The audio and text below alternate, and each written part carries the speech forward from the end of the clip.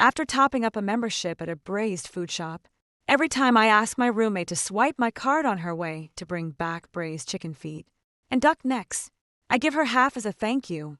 But today, she suddenly asked me, I want to get the braised pig's trotters and drunken crab from that place. Do you want any? Too. I clearly said I didn't want any. Unexpectedly, she replied matter-of-factly, then I'll just buy my own portion. Wait, didn't she just cry poor at noon, saying she had no living expenses left at all? So, how does she plan to pay for this order? The more I thought about it, the more something felt off. I contacted the store manager overnight to cancel the membership card. Who would have thought? The next day, I heard my roommate took her boyfriend and a few of his roommates to dine, and dash as a group, they all got detained at the restaurant. That's hilarious. 1. I heard my roommate Lou Sean suddenly ask if I wanted to eat braised pig's trotters and drunken crab. I was quite surprised. Just at noon, she had been complaining for a long time. This month's living expenses are all spent. Not a penny left for the next 10 days. She plans to survive the month by relying on the instant noodles she stocked up before, and a little over 100 yuan left on her cafeteria card. Why would she suddenly suggest buying such expensive snacks? She said that braised snack shop is the one I often eat at. The shop has been open for many years, offering not only braised dishes, but also drunken crab. The taste is good, the ingredients are fresh, so the price isn't exactly cheap. I'm the only child in my family, and my parents give me a fairly generous allowance. Being a foodie, I took advantage of a promotion at a braised food shop and topped up 1.500 yuan to become a member. However, that shop is near my roommate's home and doesn't offer delivery service. So, every weekend, I would ask my roommate to bring me some braised chicken feet, duck necks, and the like when she goes home. Of course, each time I would voluntarily give her nearly half of the braised food as a thank you for her trouble. But, just now, she said matter-of-factly, then I'll just buy my own portion. That made my heart skip a beat. Braised pig's trotters, 50 yuan each. Drunken crab, 50 yuan for a small one. The price isn't cheap, even with a membership card discount. I rarely order it, and my roommate has a big appetite, needing to eat quite a lot to feel full each time. How does she plan to pay for such expensive food? It's not that I look down on her. My roommate has 2 siblings at home, and her monthly allowance is only 1.500 yuan, which is already tight. She usually loves to spend money recklessly, and various online loans she borrowed from her overdue, damaging her credit. Her boyfriend is even known in the department as a notorious penny pincher. Weekend dates with her are always at parks that don't require tickets. Even on dates, he wouldn't even treat her to a shared meal deal. He'd just bring a few steamed buns bought from the cafeteria, pair them with purified water from the library, and call it lunch and dinner. Even if my roommate orders a cup of lemon tea from Mizwa, she has to share it with her boyfriend. After drinking it, the lemon inside has to be taken out. Her boyfriend will put it in his thermos and steep it for a week, only throwing it away when it's completely rotten. Under these circumstances, I really can't imagine how my roommate is going to afford tomorrow's braised pig trotters and drunken crab, other than directly deducting from my membership card. But my family is just working class, and my parents don't earn money easily. It's normal to occasionally treat classmates to something. If someone takes advantage of you, they might just go ahead and spend the money without asking, and then you'd feel too embarrassed to ask for it back. I can't stand that.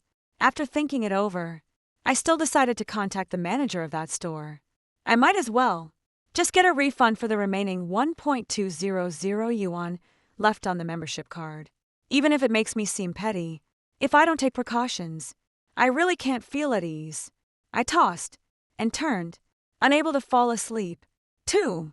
I didn't expect that as soon as I called the store manager and told him I wanted to cancel my membership card, there was silence on the other end of the line.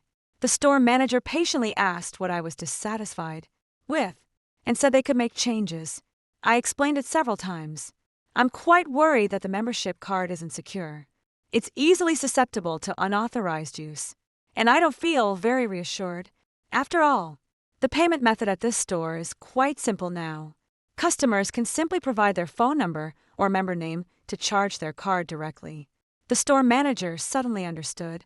They immediately proposed a solution for me, suggesting I set up a spending verification code. You might have avoided setting it up before to avoid hassle, but I can activate it for you. Right now, even with the membership card, a phone verification code will be required for a successful transaction. How does that sound? My eyes lit up. This way, there's no need to go through the trouble of refunding. If Lushan didn't swipe my card, it wouldn't hurt her self-esteem. It's indeed a win-win solution. After agreeing, the store manager immediately confirmed the information with me and activated the mobile payment verification feature. I hung up the phone satisfied. Finally, I could sleep peacefully. Lushan usually doesn't return to the dorm on Friday nights.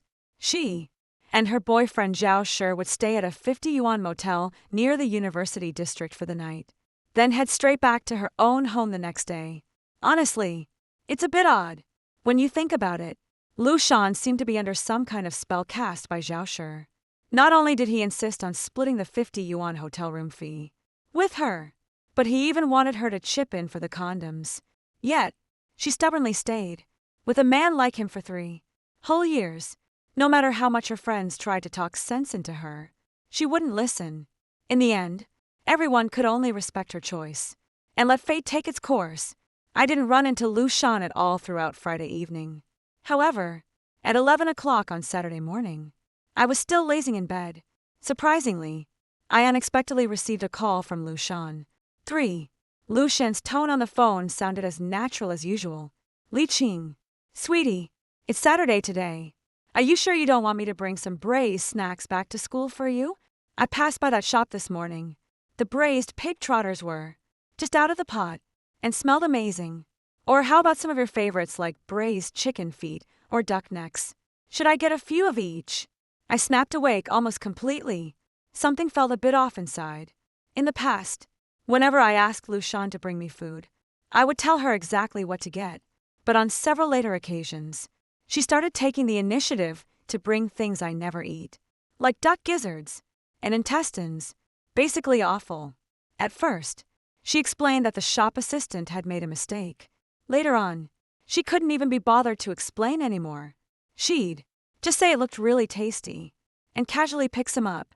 Every time I saw her enjoying it so much, I didn't feel right saying anything. Besides, whatever you treat someone to is still food. You're spending money anyway. And it's not that much more expensive. But only now have I realized that things probably haven't been right for a while, especially since I clearly refused her just yesterday. Yet, she still called and asked again repeatedly. It's almost as if she really wanted to take advantage of helping me buy braised chicken feet and duck necks to sneak in the pig trotters and drunken crab she wanted to eat, making it seem perfectly justified. After all, if I don't spend the money myself, she would still feel guilty about swiping my card directly. Thinking of this, I quickly refused. No need. Shan, I'm going out to the snack street with my best friend today, so I definitely won't have room for those. Before I could finish speaking, Lushan hurriedly persuaded again. That's different. How can the food on the snack street compare to this old shop? Don't you miss it after not eating it for a week? Honestly, even if you don't miss it, I'm starting to crave it a bit. No, I'm afraid you'll regret it later. I'll bring you some when I return to campus. After saying this on her own, she hung up the phone directly. I was furious. I immediately got out of bed and called her back right away. What's up, babe? Changed your mind and want to buy something? I'm heading to that store right now. Over the phone. Lushan's excited voice was practically overflowing. I immediately retorted in a low voice. No, I really don't feel like eating today. Please don't bring me anything, or I'll get really angry if it goes to waste. Silence fell over the receiver. Then came Lushan's annoyed reply. All right, I won't buy it for you. Why do you have to be so serious? With that, she hung up the phone in a huff, amidst the noisy background. A not too loud, not too soft grumble of impatience suddenly came through. Are you ready yet, baby? Didn't you say you were treating? 4th, The call was frantically hung up, but I heard that urging voice very clearly. It sounded very much like the voice of Lu Shan's boyfriend. Xiao Ji, she usually didn't drive Lu Shan home. He thought the 2 yuan bus fare for the round trip was too wasteful. How could he appear near Lu Shan's house? Could it be that Lu Shan really took Xiao Ji to eat at this restaurant? I shook my head, not wanting to keep overthinking. It's not a big deal anyway. Maybe their family gave them more allowance. Or they borrowed some money from somewhere to get by. Since my membership card is already locked, I shouldn't keep tormenting myself. After sorting out my thoughts, I decisively got out of bed, put on some light makeup, and went shopping. With my best friend. The weather was nice over the weekend. The snack street wasn't far, and by noon, we had already eaten our way from one end to the other. With our bellies full, and too tired to walk, we found a milk tea shop to sit and play on our phones. Suddenly, my best friend looked at her phone and clicked her tongue in amazement. Your roommate is quite generous. Huh, is that spot where they're eating the braised food shop you often buy from? I leaned in closer, and what caught my eye was a Douyin video, just posted by Lu Shan's boyfriend. In the frame were Xiao Ji and Lu Shan, along with Xiao Ji's 3 roommates and their respective girlfriends. A grand gathering of 8 people sitting together at the tea seats in the braised food shop, enjoying a cheerful meal. Various happy dining videos on the table, besides the shop's signature braised pig trotters, braised chicken legs, and drunken crab. There were also various chicken feet, duck, gizzards, and even a bottle of the owner's handmade bayberry juice in front of each person. To attract young people, the shop had specially renovated a fresh and stylish dine-in leisure area, which looked very atmospheric in the video. These are all quite normal daily gatherings for young people. But what was abnormal was Xiao Ji's caption, "Thanks to my rich wife for the birthday treat." The whole dorm's partners gathered together for a hearty feast. I'm a bit confused. Where did Lu Shan get so much money? I quickly checked my phone carefully. Thankfully, I didn't receive any verification codes or any spending notifications. It probably wasn't my membership card being used. Seems I was being petty. I chuckled self-deprecatingly and casually scrolled through the comment section. Since Xiao Ji was notoriously stingy, his sudden posting of such a video attracted quite a few people joking and teasing him. Many sarcastically remarked that he and his girlfriend were being generous, saying that restaurant was quite tasty, though the prices weren't exactly cheap, as if missing a screw. He even went out of his way to reply to them. An old established brand. The flavor is impeccable and worth the price. This meal was just under $1,000, and my dear wife paid for the whole thing. Below, supportive replies followed. Oh, wow. Rich lady and rich guy. Big spender. Xiaoshe was busy making his presence felt all over the comment section, even through the screen. You could sense his cheerful mood. It's as if the girlfriend paid, so it's like he paid, making him feel like a big spender for once. I handed the phone back to my close friend, without making any comment. But suddenly, the scene from when our dormitory took turns treating each other popped into my head. 5. Except for Lu Shan, the 3 of us would treat the others to a hot pot or barbecue meal. It's a university town, after all. So, prices aren't too high, and we always went to budget-friendly restaurants. Treating occasionally was still within a reasonable and affordable range. But every time it was Lu Shan's turn, she would always complain that her living allowance wasn't enough. Every time, she'd just treat us to a bowl of spicy hot pot or snail rice noodles in the cafeteria, and that would count as her treat. We knew she wasn't well off, and dating expenses weren't small, either. So, we never made a fuss about it over these 3 years. But this time, for some reason, she suddenly became extravagant. Could it be that, because Xiaoshe couldn't afford to treat his roommates, she had to put on a show for him? It didn't make sense, but not for long. Even the other 2 girls in our dorm came to talk to me about this. Ching, did you see it? Lu Shan is such a hypocrite. Why did she treat us to a 15 yuan bowl of spicy hot pot last month, but treated Xiaoshe's roommates and their girlfriends to something much nicer? A meal costing nearly 1,000. TSK. How generous. After all, men are more important. We roommates only deserve 20 or 30 yuan. In front of her boyfriend's roommates, she has to keep up appearances. Humph. Next time it's my turn, I'll treat Lu Shan to spicy hot pot. 2. Don't say I'm stingy. For 3 years, I thought she was struggling financially, and never minded. Who would have guessed she could turn around and be so lavish? Yeah. Yesterday, she was still pretending in the dorm that she couldn't afford food and wanted to borrow 200 from me, but she hasn't returned the 300 I lent her last time. So, there's no way I'd lend her more. She still hasn't returned the 500 she borrowed from me, either. The 2 roommates passionately vented their complaints. I also felt quite uncomfortable and muttered a few words along with them. It seems Lu Shan really might be doing this, for I never expected that the very next second. My phone suddenly received a text message. Spending notification. Dear Braised Delicacy store member, your transaction amount for this visit is 1,001 yuan. Your current balance is 121 yuan. Thank you for your patronage. 6. I was completely dumbfounded. I'm sitting right here drinking milk tea. When did I spend 1,001 yuan? Almost instantly, I understood. So, for Lu Shan's treat this time, the one footing the bill is me, the sucker. Ha!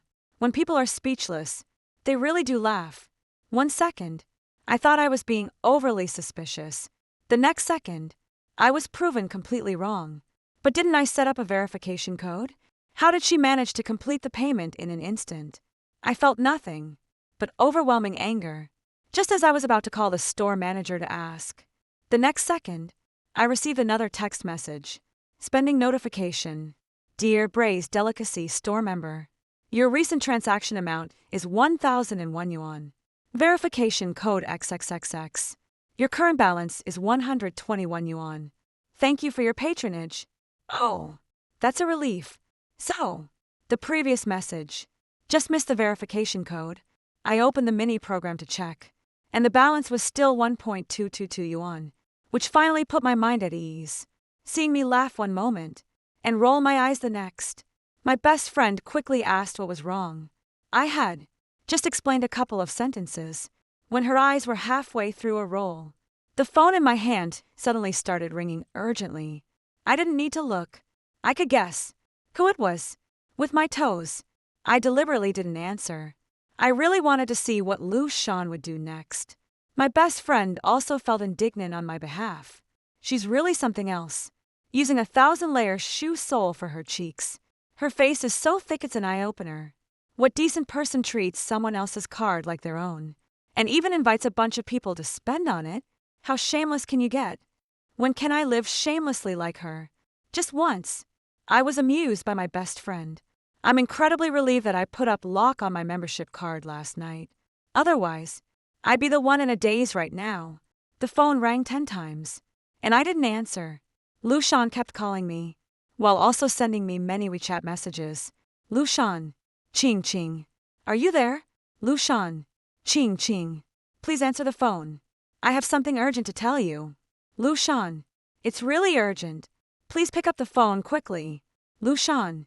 Ching Ching. Where are you? Lu Shan. Extremely urgent.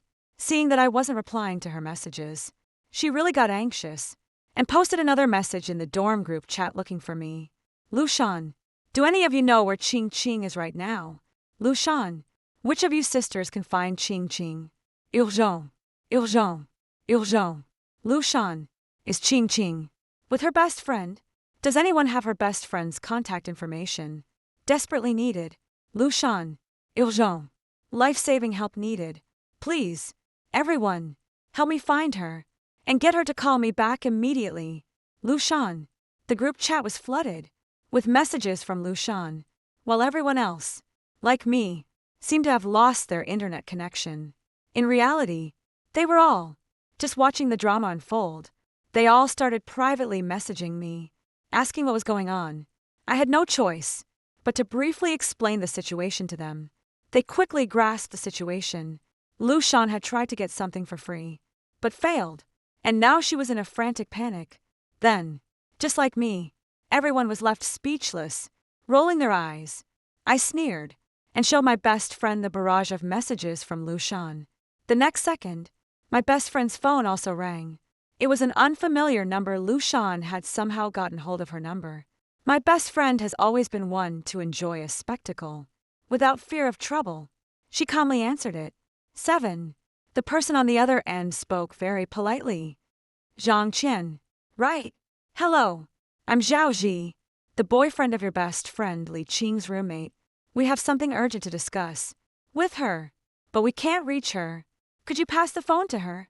Her best friend slowly took a sip of milk tea, cleared her throat, and then replied, Oh, who did you say you are? Zhao what? How did you get my number? Whatever you need to tell my best friend. You can tell me. Her roommate. What roommate? I'm not familiar with her roommates. What? What verification code? Are you a scammer? I've got the anti-fraud app installed, so don't even think about tricking me out of any verification codes. If you keep harassing me and my best friend, I'm calling the police right now. Click. After that verbal barrage, my best friend decisively hung up the phone and promptly blocked the caller. I was already doubled over with laughter. The other side tried calling her back from several different numbers. My best friend couldn't be bothered to answer anymore, blocking each new number as it came in, judging by the sheer volume of calls and WeChat messages. You could just imagine how frantic and desperate they were on the other end. After my best friend blocked her, things quieted down on her end. But on my side, it never stopped. At my best friend's strong insistence, I put the call on speakerphone and started recording. I leisurely answered Lu Shan's call 8. This was the 79th missed call she had made, perhaps not expecting the call to go through this time. She didn't react immediately on her end. In the background, a few sharp complaints could be heard. Xiaoji, what's up? With your girlfriend? Wait, wasn't it agreed that you guys were treating? You two figure it out between yourselves. Who's actually paying? Her card isn't working. So, just pay up quickly. It's awkward for everyone to just be standing here. Why should I pay? She's the one who said she'd treat. Besides, she has money in her account. It's not empty. You all heard it. The balance is 1.200. Then hurry up and get her to pay. It can't be that this card isn't even hers. Can it? She didn't find this card, did she? No way. This is definitely my card. It's just that my old roommate transferred it to me, so it's still under her name. As soon as I get in touch with her, I can pay right away. Why would I pay in cash? There's no discount. It's such a bad deal. Then hurry up and find her. How embarrassing. Everyone here is watching. Aren't I looking right now? Lu Shan also grumbled in annoyance, then turned to find the call had already connected. Her voice suddenly became excited. It's connected. It's connected. My roommate answered the phone, even through the receiver. I could feel the wild joy on the other end, but it seemed she celebrated too soon. I never agreed to pay for her. Chin, where did you go? Why did you take so long to answer the phone? I have something urgent to talk to you about. I sent so many messages in the group chat and called you so many times. Didn't you know? Lu Shan started scolding me without any warning. Once again, I was infuriated by her asking for a favor, and, with that kind of attitude, I couldn't be bothered to argue either. Without saying a word, I hung up directly. I don't know if she reflected on it, but in any case, when she called back immediately, I didn't answer again. In the private WeChat chat, Lu Shan's attitude did a complete 180 degrees turn. Lu Shan, Ching, my dear, I'm sorry, I was too impatient. Lu Shan, I didn't speak nicely just now. Could you please answer the phone again? Lu Shan, I'm really sorry. I have something very important and urgent. I slowly replied to her with a what can't be said on WeChat. You have to call. Lu Shan, it's hard to explain clearly. Please answer the phone. As soon as the message appeared on the screen, the other side immediately called again. This time, my best friend tapped the speakerphone to answer for me again. There was no helping it. She was simply too curious about what kind of trouble Lu Shan could possibly stir up next. 9. As soon as the call connected, Lu Shan's voice, almost ingratiating, came through. Ching, it's like this. There's something I'd like to ask for your help with. I hummed in acknowledgement and deliberately asked, What is it? Go ahead, hesitantly from the other end. Did you just receive a merchant text message? I feigned confusion. Huh, what text? I didn't notice. There are so many spam messages these days. It might have been blocked. Lu Shan was still hemming and hawing, but the people around her grew impatient and kept urging her on. Lu Shan gritted her teeth and simply stated her purpose directly. Could you tell me the SMS verification code you just received? I laughed. What? Verification code? I didn't see any. Besides, there are so many scammers these days. Who would dare to casually mention any verification code? Lu Shan grew anxious. Actually, it's nothing serious. It's just I was afraid my mom would scold me for spending money recklessly when I bought something earlier. So I used your phone number. Now, the delivery person needs the verification code. Just check your messages and tell me the 4-digit code you received. Ha!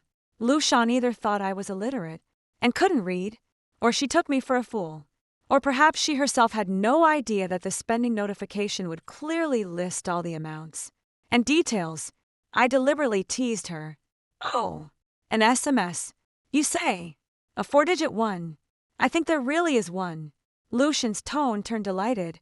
Yes, that's the one. Read it to me. The shopkeeper here is waiting.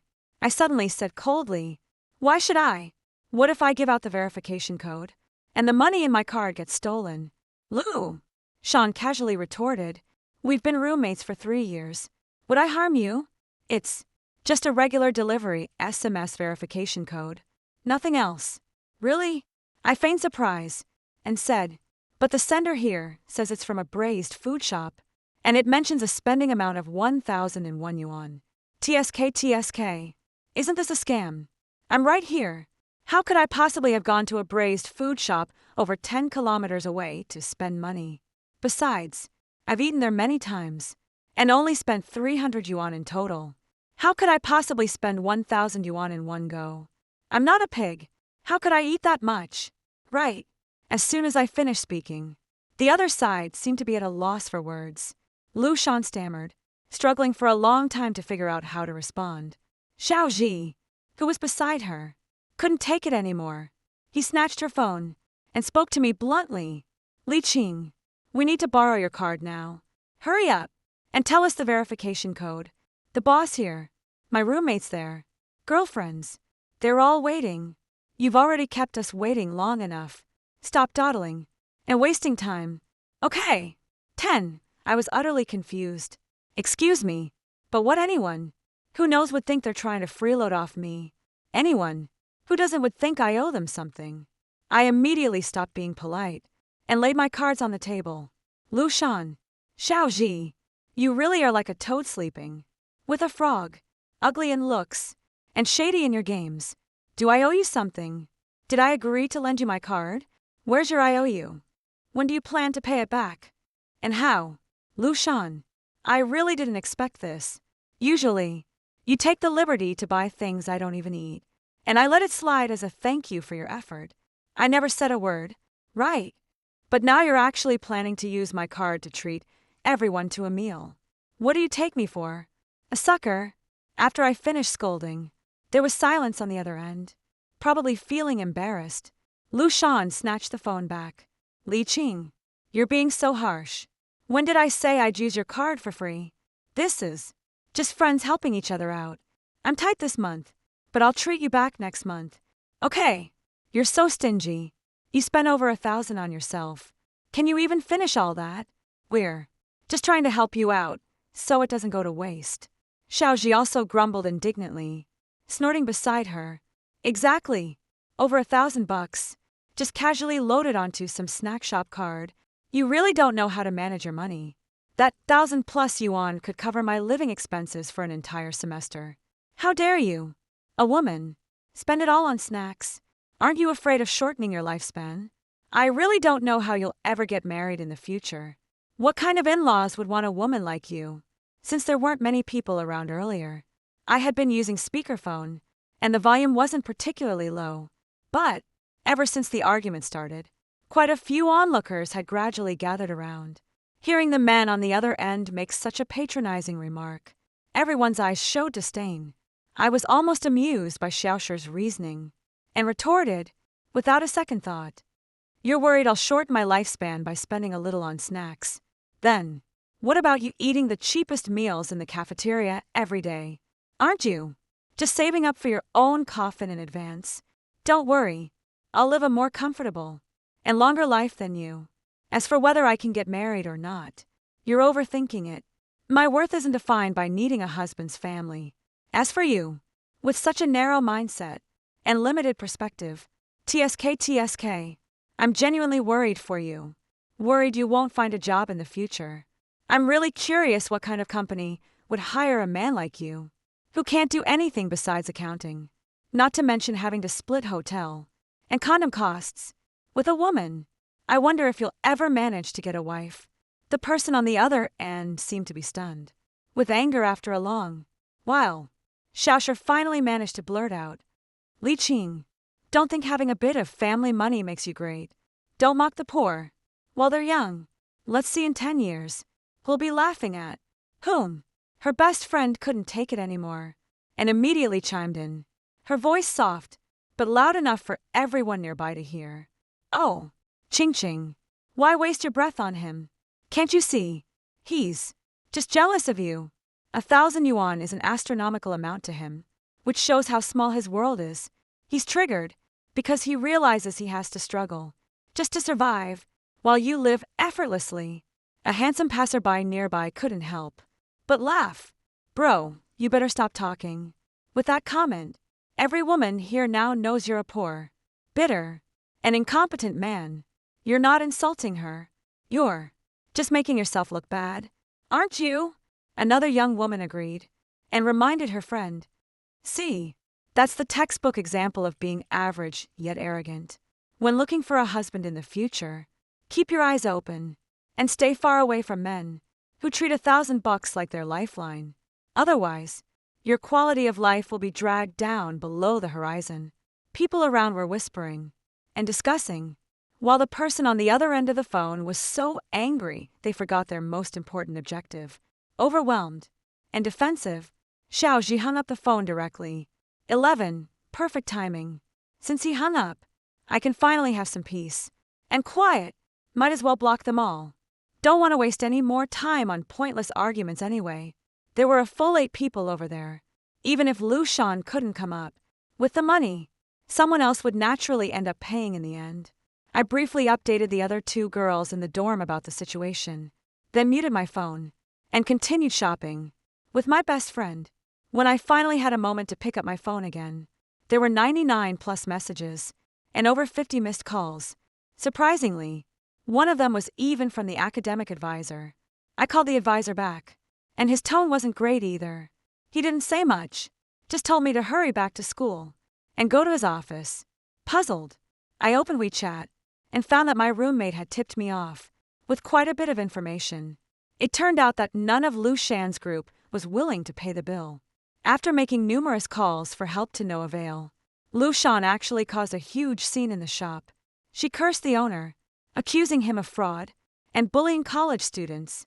She claimed that the shop clearly accepted membership cards, but deliberately made things difficult for them by refusing to let them pay. With one, the others also cursed it as a shady establishment. They said a braised pig's trotter costing 50 yuan was practically robbery.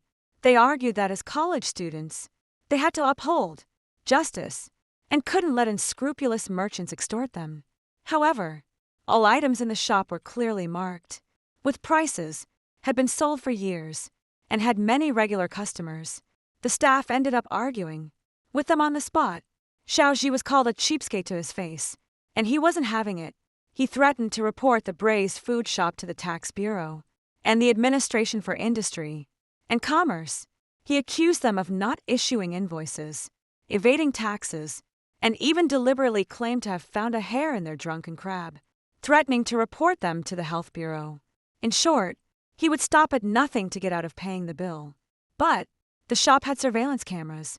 With no other choice, the shop manager had to call the police. It wasn't until the police officers arrived that he and his group finally settled down, considering it was their first offense, and they were students. The police officers gave them a chance. They could leave after apologizing to the shop owner and paying the bill. But then another problem arose. Among the 8 of them, they couldn't scrape together 1,000 yuan. It wasn't that everyone was broke. Some were stingy, while others felt it wasn't their place to pay. As the situation escalated, someone had already started a live stream, letting netizens watch the whole farce unfold. Through a clip my roommate sent me, I saw that they were still shoving and blaming each other in front of the police officer, with no one willing to step up and take responsibility. Xiaoji said he and his girlfriend were treating. So why should we pay? Exactly. If you can't afford it, don't try to act like Zhao Shi was also scolded so badly he couldn't lift his head. Yet he stubbornly shifted the blame onto Lu Shan. Lu Shan, you were the one who said there was a free card to use and offered a treat for my birthday.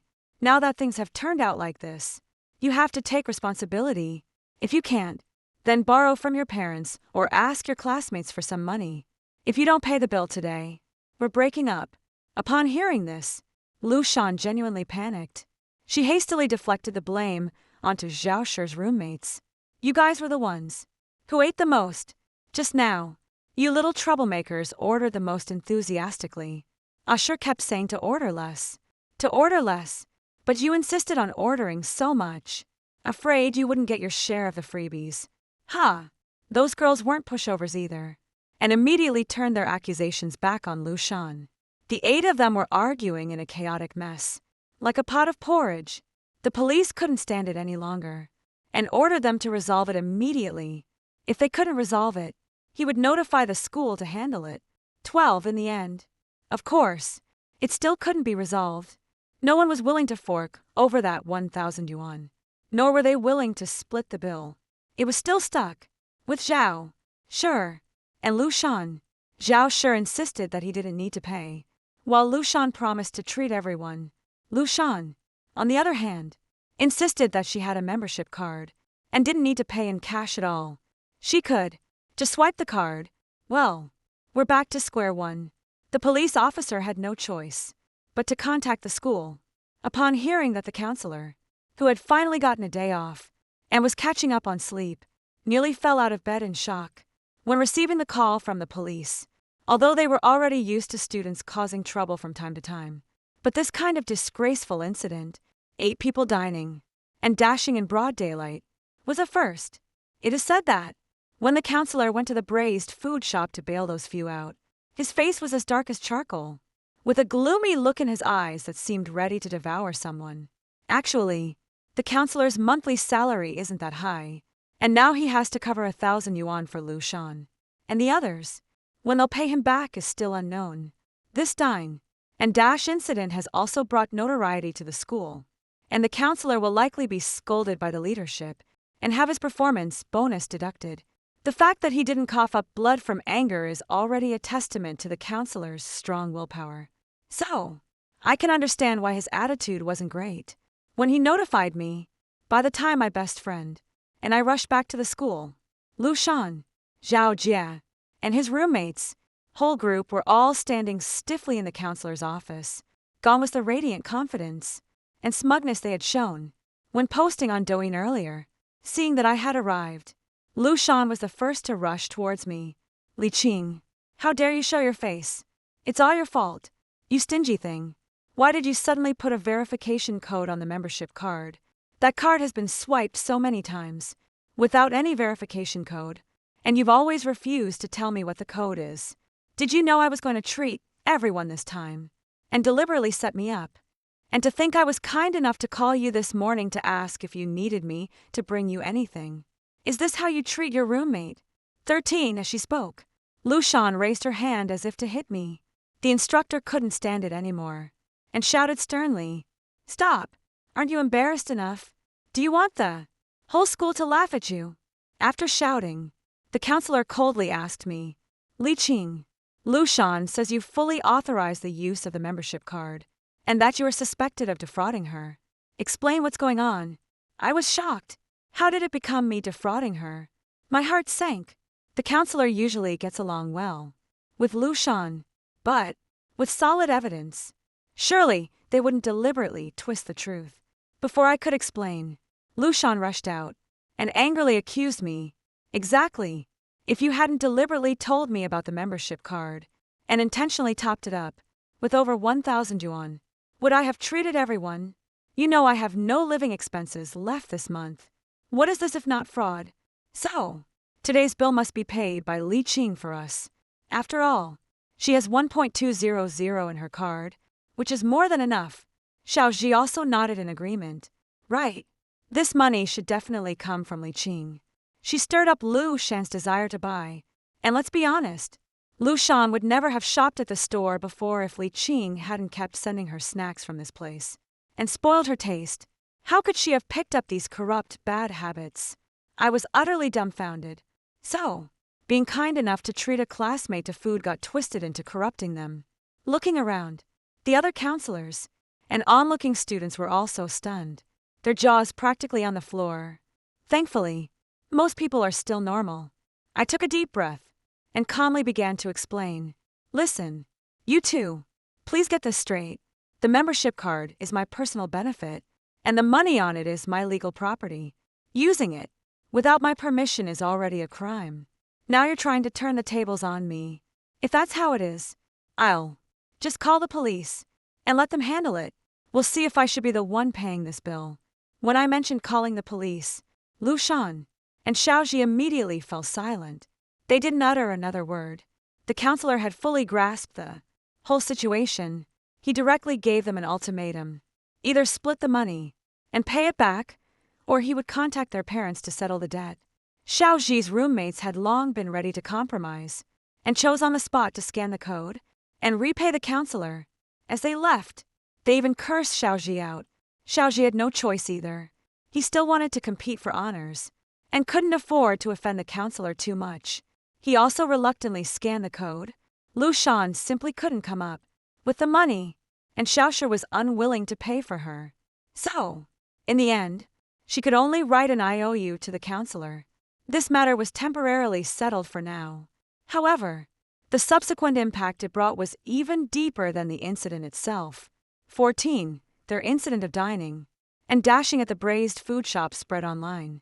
And for a time, they were scolded onto the trending searches, especially Lu Shan and Xiao Shi, who were pointed at and gossiped about everywhere, whether at school or outside.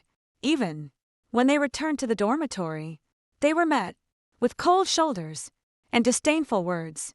No one looked up to them. Although it wasn't as terrifying as full-blown cyberbullying, it was still very difficult for them to hold their heads up in public. The two blamed each other and soon broke up over money issues. Lu Shan finally realized that Xiao Shi was a miser, selfish, and unwilling to spend a single penny on her. How much could he really love her? But Xiao Shi was unwilling to break up. He believed that over the past 3 years, he had spent too much money on Lu Shan. Why should she be the one to decide to break up? Later, Xiao Shi tried to reconcile with Lu Shan, but she refused. In a fit of anger, Xiao Shi pushed her down the stairs. Lu Shan was left paralyzed.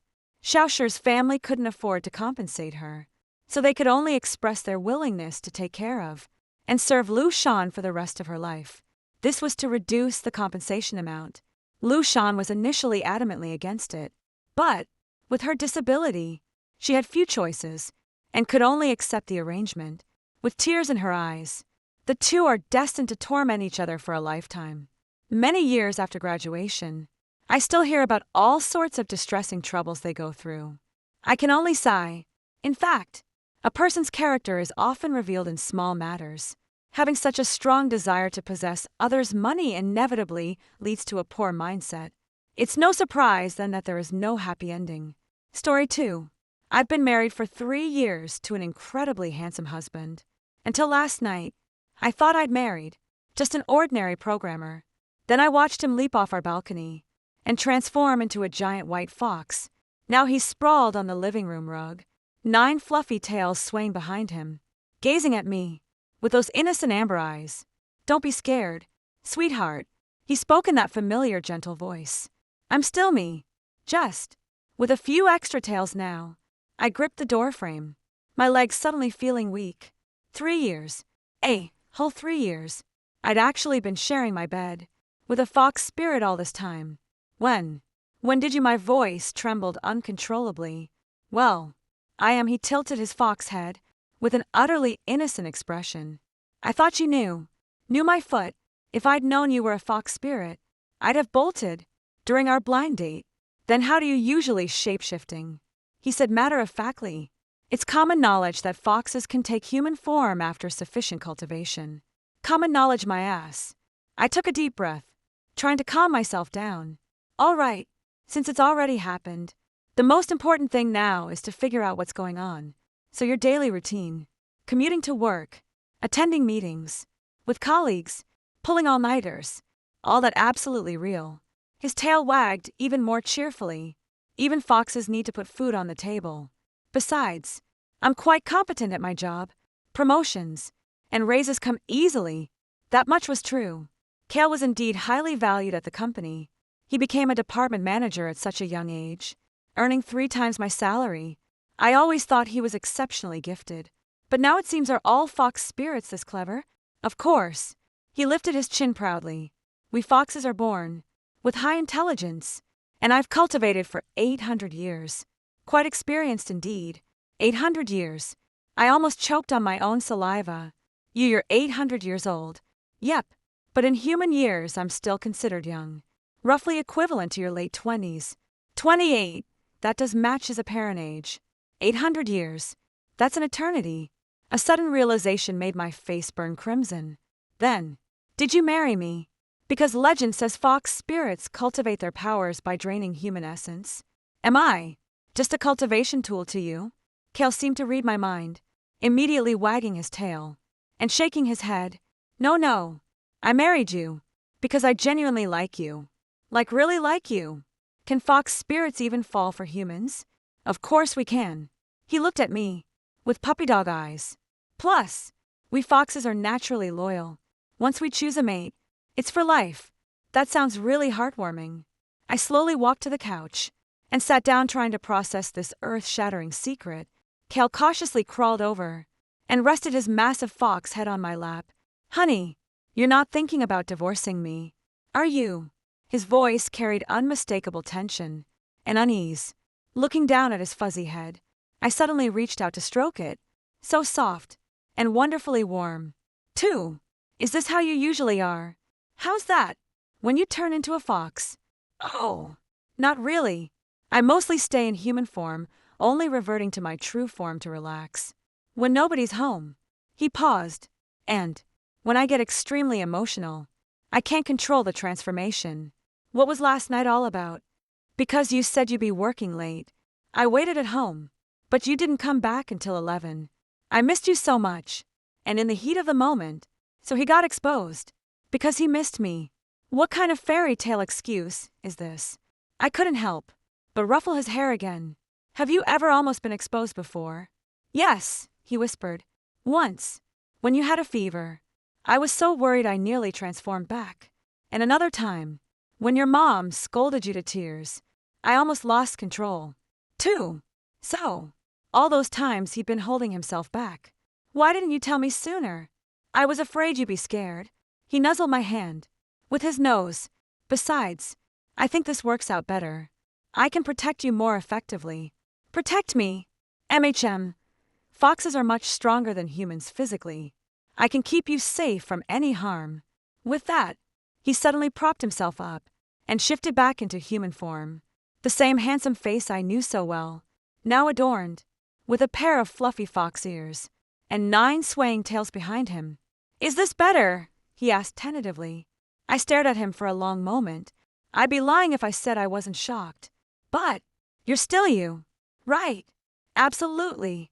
He nodded instantly. I'll always be your Cale. That's all I need, whether he's human or fox. He's genuinely been wonderful to me these past 3 years. Looking back now, all those little oddities actually make perfect sense.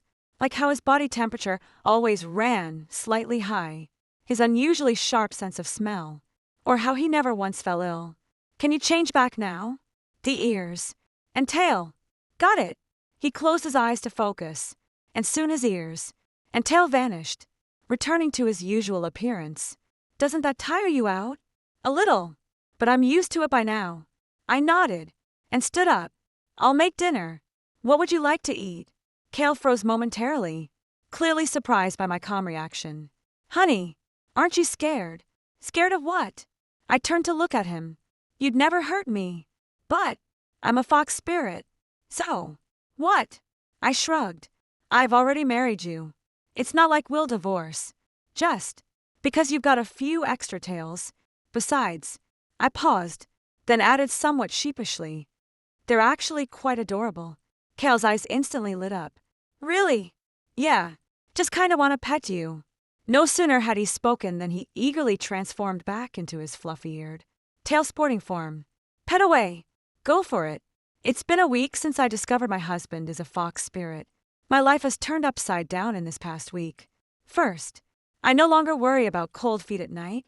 Kale naturally runs hotter than humans, and now he deliberately wraps me in his tail. It's more effective than an electric blanket. Secondly, I've noticed fox spirits have an incredibly sharp sense of smell.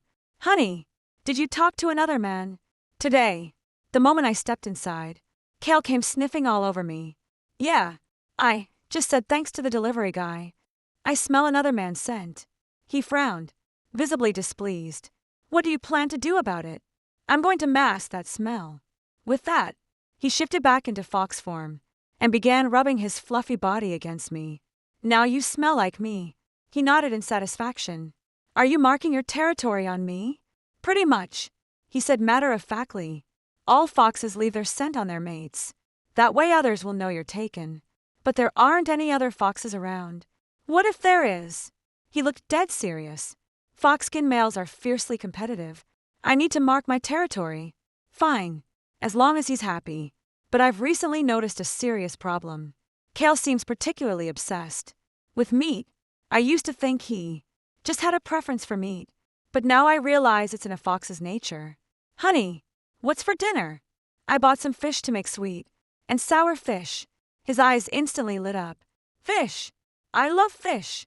With that, it transformed back into fox form, darting around the kitchen, while wagging its 9 tails like a spinning fan. Could you shift back to human form first? I said, with a headache. I can't cook like this. Why? Because you're too big. You're in the way. Kale's fox form was enormous, with his tail alone taking up most of the kitchen space.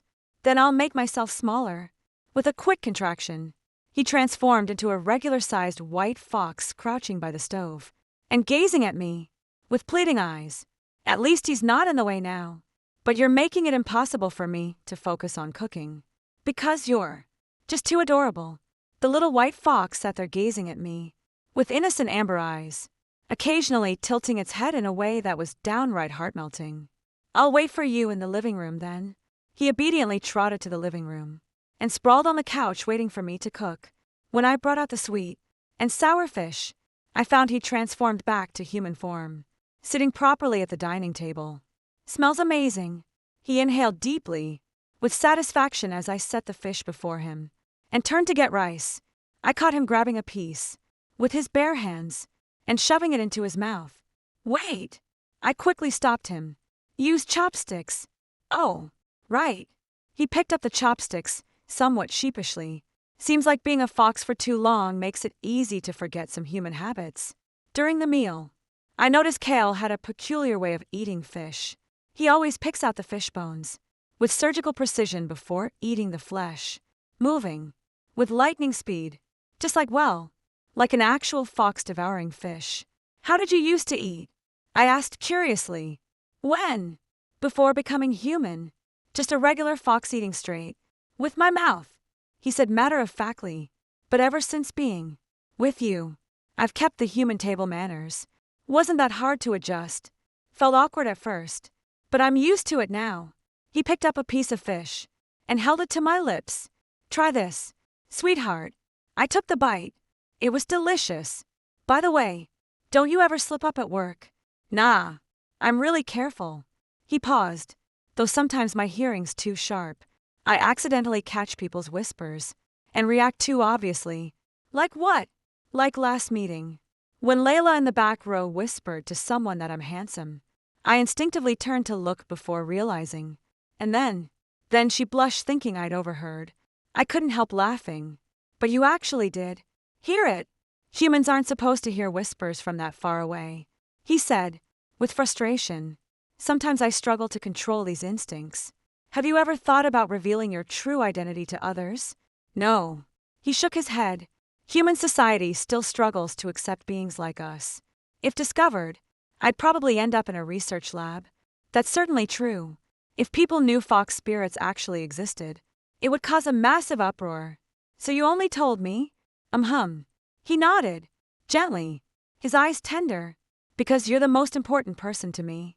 I don't want to keep anything from you. My heart felt all warm and fuzzy. Are there others of your fox kin around? Yes, but most live deep in the mountains and rarely interact with human society. Foxes like me living among humans are quite rare. Why? Because most foxes find the human world too complicated, with too many rules. He paused. But I enjoy this complexity. And then I met you. Is this your way of flirting?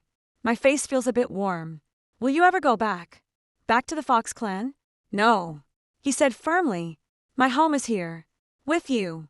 Hearing this, it suddenly occurred to me that marrying a fox spirit might not be such a bad thing after all. At least he's devoted and silver-tongued. For 3 years of marriage, I always thought Kale was the perfect husband. He cooks, does laundry, fixes broken appliances, and never argues with me. Now I finally understand why. Being a fox spirit, he has extraordinary learning abilities and an extended lifespan, giving him ample time to master all sorts of skills. Honey, the AC's acting up again. Just got home from work to find Kale crouched under the AC unit in his fox form, sniffing around with his nose. What are you up to? Let me diagnose the issue, he said earnestly. My enhanced smell can detect burnt circuits, and my hearing picks up abnormal mechanical noises. So, what did you find? The compressor's faulty and needs a replacement part, he said confidently, while reverting to human form. I'll get the components tomorrow and have it fixed by the next day. You can fix AC units, too. Of course. After living in the human world for so many years, I've mastered these basic skills, he said proudly, puffing out his chest. Besides, a fox's paws are quite dexterous, perfect for delicate work. That's actually true. I've often seen him perform impossibly precise tasks with his fingers, threading needles, repairing watches, and now that I think about it, they really do seem evolved from paws. By the way, at your real age, you must have witnessed many historical events, right? I've seen a bit of it, he pondered, but I've spent most of my time cultivating in the mountains, paying little attention to how the human world has changed. So, when did you first encounter modern society? About a decade or so ago. He sat down beside me. I got bored with mountain cultivation and decided to come down to see what the human world had become. And then what happened? Modern technology completely blew my mind. He chuckled. When I first saw a car, I thought it was some new kind of monster. I couldn't help laughing. So, how did you adjust to modern life? Took it step by step. He shrugged. First learned human language, then how to use appliances, and finally how to hold down a job. That sounds like quite the challenge. It wasn't easy, especially at the beginning. I kept making silly mistakes, he admitted sheepishly. I still remember my first trip to the supermarket, when the automatic doors opened by themselves. Scared me so badly, I nearly reverted to my true form. How did you learn to do your job then? I pick things up quickly and have excellent memory, he explained. Foxes are naturally clever, and after 8 centuries of cultivation, my mental faculties are quite well developed. Is that why you got promoted so fast in the company? Well, and my reaction time is faster than humans, with higher problem-solving efficiency, too. As he spoke, a sudden thought made his expression grow slightly tense. Honey, you don't think I'm weird, do you? Weird how? Well, I'm not actually human, and I'm much older than you. I could see his concern. Are you worried I'd reject you? A little, he murmured. After all, when you married me, you thought I was just an ordinary man. I fell silent for a moment, Claiming it doesn't bother me would be a lie. This completely shattered my worldview. But Kale, I have a question for you.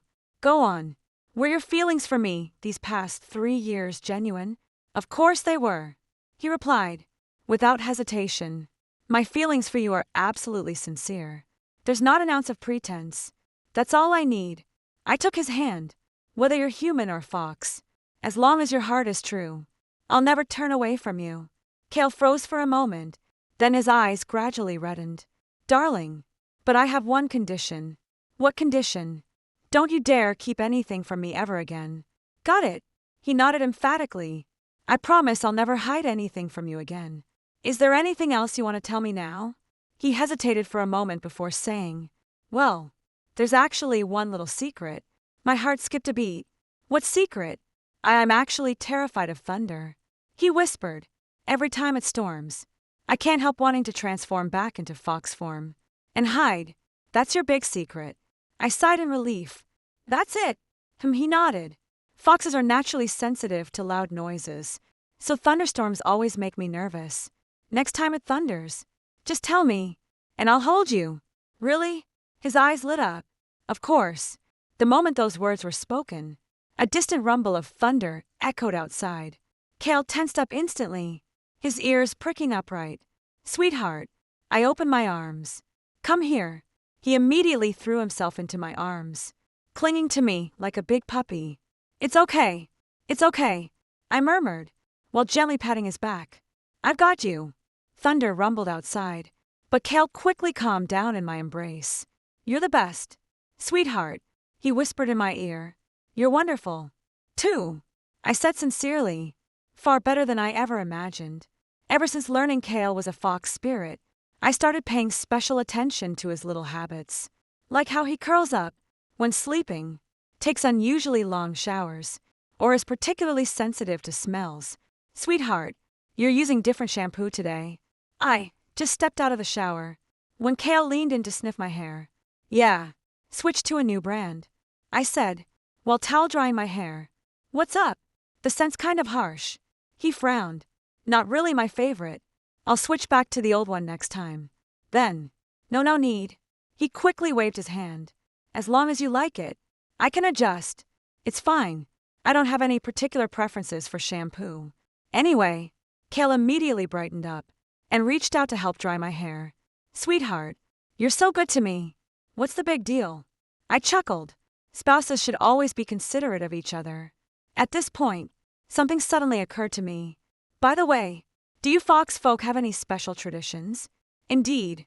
He nodded, like returning to the mountains every autumn to honor our ancestors or exchanging tail fur. During wedding ceremonies, exchange tail feathers? Yes. It means giving each other your most precious tail feather as a promise to never part. A sudden thought struck me. Then, when we got married, I secretly placed one of my tail feathers in the ring box. He admitted sheepishly, you probably didn't notice at the time. I honestly didn't notice. I was so focused on the ring that I completely missed the other things in the box. Do you have anything of mine? Actually, yes. He immediately pulled out a small pouch from his wallet. Your hair. I secretly snipped some to keep. My heart swelled with inexplicable emotion as I gazed at that delicate little pouch. Unbeknownst to me, he had already married me according to his Fox clan's traditions. Are there any other customs I should know about? There's one more. He hesitated, though it might seem a bit unusual. Go ahead. I'm mentally prepared. Fox kin show affection by licking. His face flushed crimson, just like little animals do. I froze for a moment before bursting into laughter. So, when you kiss me, you're actually licking me. It's kind of he grew even shyer. Fox folk kisses are different from human ones. Then show me how. Really? His eyes lit up. Of course. Kale cautiously moved closer, first nuzzling his nose against my cheek before giving it a gentle lick. The movements were soft and tender, like a little animal showing affection. Like this. MHM. I nodded. Pretty adorable. Can I express love like this from now on? Sure. But mind the setting. I reminded him. In public. Stick to human ways. Got it. He nodded cheerfully. Just then, my phone suddenly rang. It's my mom calling. Hey, Mom. Ira. It's the weekend tomorrow. Why don't you and Kale come over for dinner? I'll make your favorite braised pork. I glanced at Kale, who was looking at me with eager anticipation. Foxes do love meat, especially rich and savory dishes like braised pork. All right, we'll head back tomorrow. The moment he hung up, Kale got all excited. Perfect. Mom's braised pork is my absolute favorite. Don't be too obvious. I warned him. My mom still doesn't know who you really are. I know. I'll be careful. He assured me. I've always been on my best behavior around your parents. That much was true. My parents absolutely adored Kale. They thought he was polite, capable, and treated me wonderfully. By the way, have you ever almost slipped up in front of my parents? Once. He paused. When your mom was stewing ribs. The aroma was so irresistible. I nearly lost control and wanted to eat with my bare hands. Then what happened? Then I pretended to go to the bathroom to compose myself. Anything else? Another time, when your dad was watching Animal Planet, there was this segment about foxes. He said awkwardly. I got so absorbed that I accidentally nodded in agreement a few times. Did my dad notice? Doesn't seem like it. He probably just thought I found the foxes cute. Maintaining a human identity sure isn't easy. Be extra careful when you go back tomorrow. Don't worry, honey. I won't blow our cover. He promised, with a hand on his chest. But something tells me it won't be that simple. Kale was unusually nervous on the day we visited my parents. Honey, do I look presentable? He adjusted his outfit for the 10th time in front of the mirror, with every hair perfectly combed. You're fine. Just relax. I reassured him. It's not like it's your first time meeting my parents. But things are different now. He whispered. I keep feeling like they'll notice something. They won't. You're overthinking it. When we arrived at my parents' place, Mom was busy cooking in the kitchen, and the delicious aroma carried all the way outside. Kale's nose twitched involuntarily, and I quickly nudged him with my elbow. Mom, we're here. Oh, you're here. My mom came out from the kitchen, all smiles. Kale's here, too. Come on, have a seat. Mom, let me help you. With that, Kale immediately stood up to go to the kitchen. No need. Just stay seated. Everything's almost ready. My father came out of the bedroom holding a bottle. Kale, how about joining your old man for a drink tonight? Sure, Dad. Kale politely accepted the glass. The dinner table was laden with delicious dishes, braised pork belly, sweet and sour spare ribs, poached chicken, nothing but meat dishes. I saw Kale's eyes instantly light up, though he restrained himself and waited for my parents to start eating first. Kale, have more meat. You're too thin, my mom said as she served him a large piece of braised pork. Thanks, Mom. Kale picked up the pork with elegant precision, but I could tell he was trying hard not to appear overly excited. How is it? Does it taste all right? My mom asked, with concern. Absolutely delicious, Kale said earnestly. Even better than restaurant food. My mom was overjoyed. Then have some more. Let me get you extra ribs. Throughout the meal, Kale behaved perfectly normally, except for eating meat slightly faster than usual. But when it came to drinking the soup, trouble arose. My mom had made bone broth that smelled amazing. Kale picked up the bowl, took a whiff, and then he lifted the bowl directly to his mouth and started lapping it up like a little animal. My parents were completely dumbfounded. I quickly cleared my throat, snapping Kale out of his daze as he hastily set down the bowl. Sorry, the soup's too hot, he offered as an excuse. No worries, my mom chuckled. It is quite scalding. But I could see a flicker of suspicion in my parents' eyes. After dinner, my mom went to do the dishes, while my dad watched TV in the living room. Kale and I sat on the couch chatting. The TV happened to be airing Animal Planet, featuring a segment on wolf pack hunting. Kale was watching intently, nodding occasionally as if he completely agreed with the program's content. Kale, do you really enjoy watching Animal Planet? My dad suddenly asked. Kale snapped back to attention. Why, yes. I think animal survival instincts are truly worth studying. Absolutely. My father nodded. Especially foxes. Remarkably clever creatures. Kale's body visibly tensed up. Foxes are indeed clever. he said cautiously. Back when I lived in the countryside, I saw a fox once. My dad reminisced. That clever little thing was sharper than most humans, and there's something almost magical about them. Legend says foxes can cultivate themselves into human form. Kale's face went pale instantly. Dad, that's just superstition. I quickly changed the subject. There's no such thing as fox spirits in this world. True enough, my father chuckled. Just old folks' tales. Nothing more than bedtime stories, really. Kale finally let out a sigh of relief. But what happened next took us all by surprise. My mom came out of the kitchen after doing the dishes, carrying a plate of sliced fruit. Here, have some fruit. As she walked past the coffee table, she accidentally tripped over the cord, nearly sending the whole fruit platter flying. At that critical moment, Kale dashed over, with unbelievable speed, and caught the tray perfectly. The whole thing happened in less than a second. My parents were completely stunned. Kale, your reflexes are incredible. My mom gasped in astonishment. I work out regularly. Kale stammered, his voice trembling as he tried to explain. My father stared at him for a long moment, his gaze growing increasingly peculiar. Kale, is there something special about you? It's over. Kale's face turned even paler, with beads of sweat rolling down his forehead. Dad, don't jump to conclusions. I tried to explain. I'm not jumping to conclusions. My father's expression was grave. Kale, tell me honestly, who exactly are you? Kale glanced at me, then at my parents, before finally gritting his teeth. Dad, Mom, I'm actually a bit different. My heart leaped into my throat. Is he really going to tell them the truth? The atmosphere in the living room instantly grew tense. My father set down his teacup, his gaze locked intently on Kale. My mother stood frozen, still clutching the fruit tray she nearly dropped, her face a mix of shock and uncertainty. Kale took a deep breath, as if steeling himself for some momentous decision. Mom, Dad, Kale. I quickly cut him off. Are you sure about this? He gave me a look, his eyes filled with determination. I've made up my mind. I can't keep hiding the truth. My heart is racing. I have no idea how my parents will react when they learn the truth. Mom, Dad. Actually, Kale hesitated. I practice martial arts. Huh, martial arts? What do you mean? My dad frowned.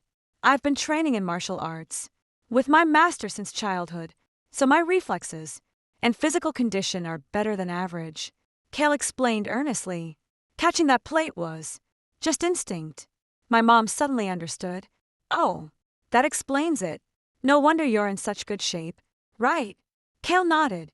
But my master always said we shouldn't casually display martial skills in front of ordinary people, which is why I never mentioned it before. My dad's expression softened a bit. So, what of martial arts do you know? Mainly qigong and hand-to-hand combat. Kale replied naturally, though I don't practice much these days. Mostly just maintaining physical fitness. Qigong. My mom's eyes lit up. Can you fly? Not the TV drama kind of flying. Kale chuckled, just jumping higher and running faster than normal. Why don't you give us a demonstration? My dad perked up with interest. Dad. Kale hesitated. There's not enough space here, and my master always said martial arts shouldn't be shown off casually. Fair enough. My dad nodded. It's wise to keep a low profile. I secretly breathed a sigh of relief.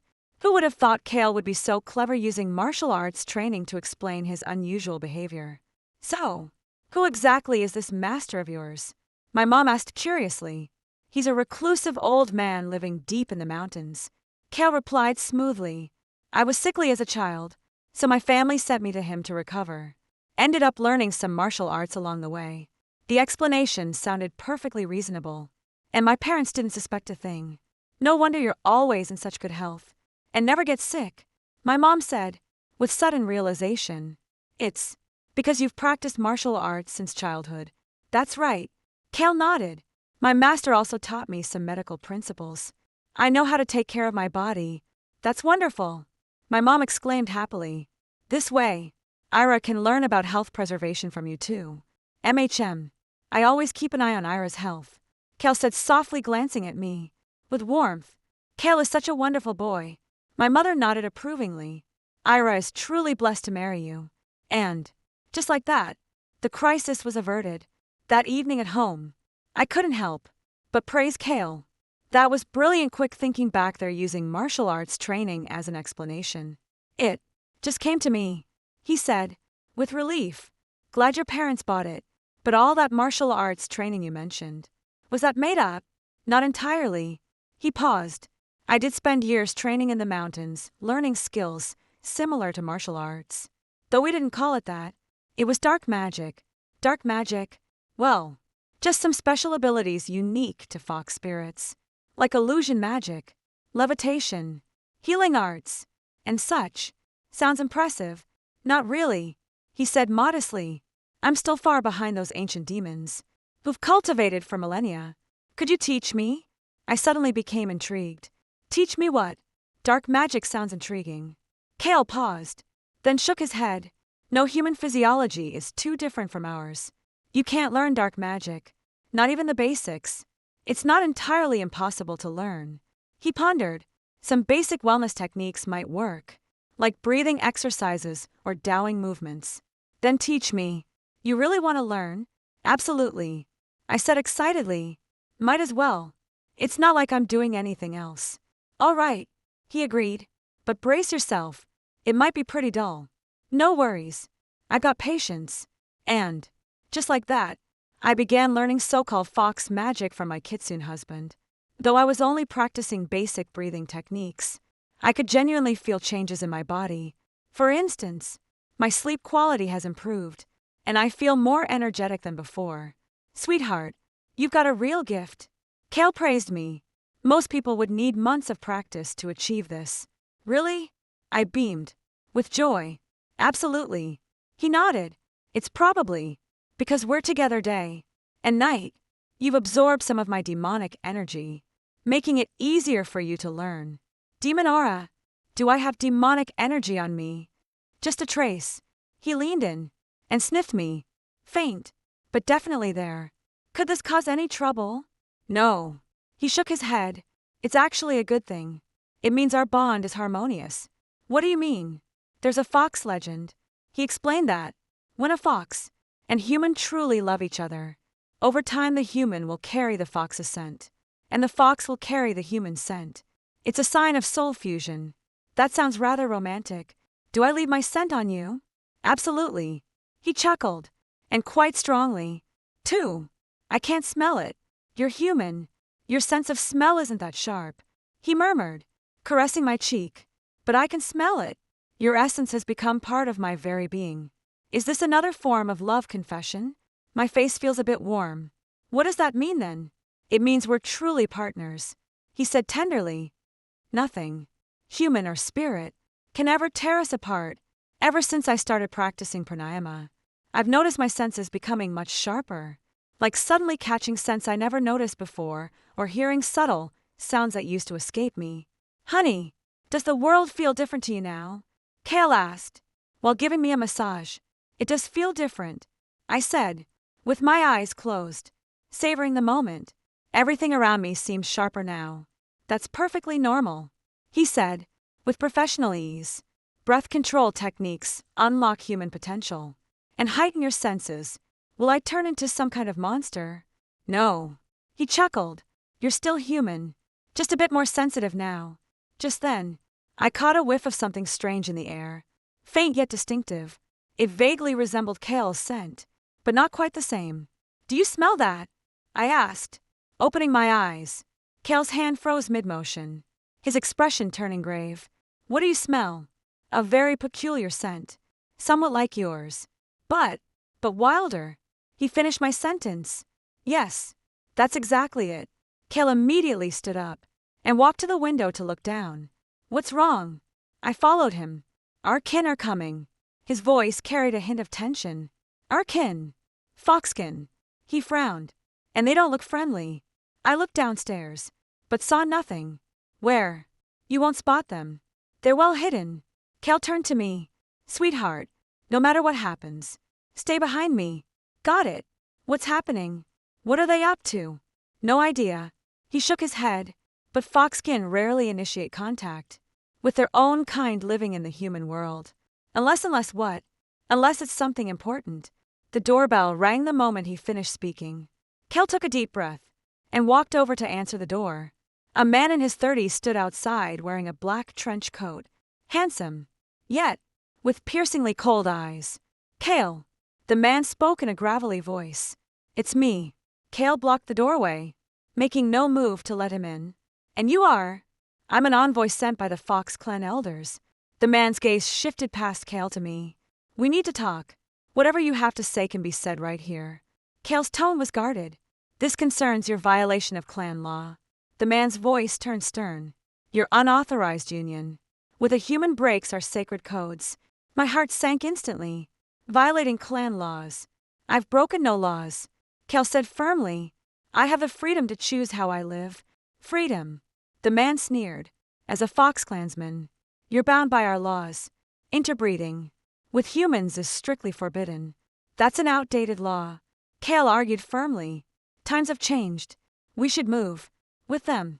The law is the law, unchanged by time." The man's expression turned icy. "The elders have ruled. You must sever ties with this human immediately and return to face judgment." "Never." Cale refused, without hesitation. "I won't abandon my wife." "So, you openly defy the elders' decree." "If it must be this way, then I defy them." Cale's tone was resolute. The man's gaze turned dangerous. "Cale, do you understand the consequences of defying the elders?" "I do." Cale nodded. "But I have no regrets." "Very well." The man nodded. "Since you've chosen humanity, you are no longer one of our Fox kin. From this day forth, you are banished from the Fox clan, never to return." With that, he drew a strange artifact from his robe and fired a crimson beam at Cale. Cale grunted, staggering from the impact. "Cale!" I rushed to steady him. "This is the banishment seal," the man said coldly. "From this moment onward, you forfeit all Fox clan privileges, the right to return to our kindred, the right to seek our aid." And even he paused, his lips curling into a malicious smirk. "The right to retain your demonic powers." "What do you mean?" I asked nervously. "In other words, it won't be long before he loses all his demonic powers and becomes an ordinary human," the man said, visibly pleased with our reaction. "That's the price for betraying our kind." With that, he turned and walked away without a backward glance. I helped Cale onto the couch, noticing how alarmingly pale he looked. "Are you okay?" "It's nothing," he said weakly. "Just that part of my demonic power has been sealed." "Is what that person said true? Are you really going to lose your demonic powers?" Cale remained silent for a long time before finally nodding. "It's true." "What should we do then?" I asked anxiously. "What happens when you lose your demon powers?" "Nothing too serious," he reassured me. "You just can't transform into a fox anymore, and your physical abilities will drop to normal human levels. That's all." "MHM." He nodded. "Everything else stays the same." He said it lightly, but I could tell he was hurting inside. After all, it was an ability he was born with, and now he's about to lose it. "Do you regret it?" I whispered. "Regret what?" "Losing all this for me." Cale looked up at me, with tenderness in his eyes. "Darling, I've never regretted it," he said, holding my hand. "You're worth every sacrifice." Hearing this, my tears fell despite my efforts to hold them back. "I'm sorry. What are you apologizing for?" He gently touched my cheek. "This isn't your fault. If it weren't for me, without you, my life would have no meaning." He cut me off. "Darling, don't overthink it. I'm happy. Really. Absolutely." He nodded firmly. "And this might actually be a good thing." "How so?" "This way, I've truly become an ordinary person who can live a normal married life. With you." He smiled. "No. More worries about my identity being exposed." Watching him try so hard to comfort me filled my heart with both gratitude and ache. This silly fox actually abandoned his own kind, just for my sake. Cale's loss of demonic power was progressing more slowly than I'd anticipated. On the first day, he only felt slightly fatigued. Everything else seemed normal. On the second day, his hearing and sense of smell began to dull, no longer as sharp as before. By the third day, He completely lost the ability to manifest his fox ears and tail. Darling, will you miss the fluffy version of me? He sat dejectedly on the edge of the bed, attempting to summon his tail. But nothing happened. I miss you, I admitted honestly, but I like who you are now even more. Why? Because now you're completely mine, I said as I sat beside him. No more worrying about being taken away by the clan. Kale paused for a moment, then broke into laughter. That's one way to put it. And think about it. We're just a normal couple now, able to live an ordinary life. True. He nodded.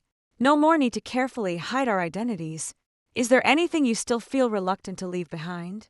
A little. He pondered. I miss the sense of freedom. When I turned into a fox. And those sharp senses. About senses. Haven't mine become somewhat sharper? Too. I reminded him. I can help you perceive changes around us. True. He brightened up. And your senses are indeed sharper than ordinary people's now. At this point, something suddenly occurred to me. By the way, can I keep practicing that breathing technique? Absolutely. Kale nodded. Though I've lost my demonic powers, what I taught you were fundamental techniques that don't require supernatural energy. That's great, I said happily. Maybe I'll even surpass you someday. Then I'll be counting on your protection. He joked. Don't worry.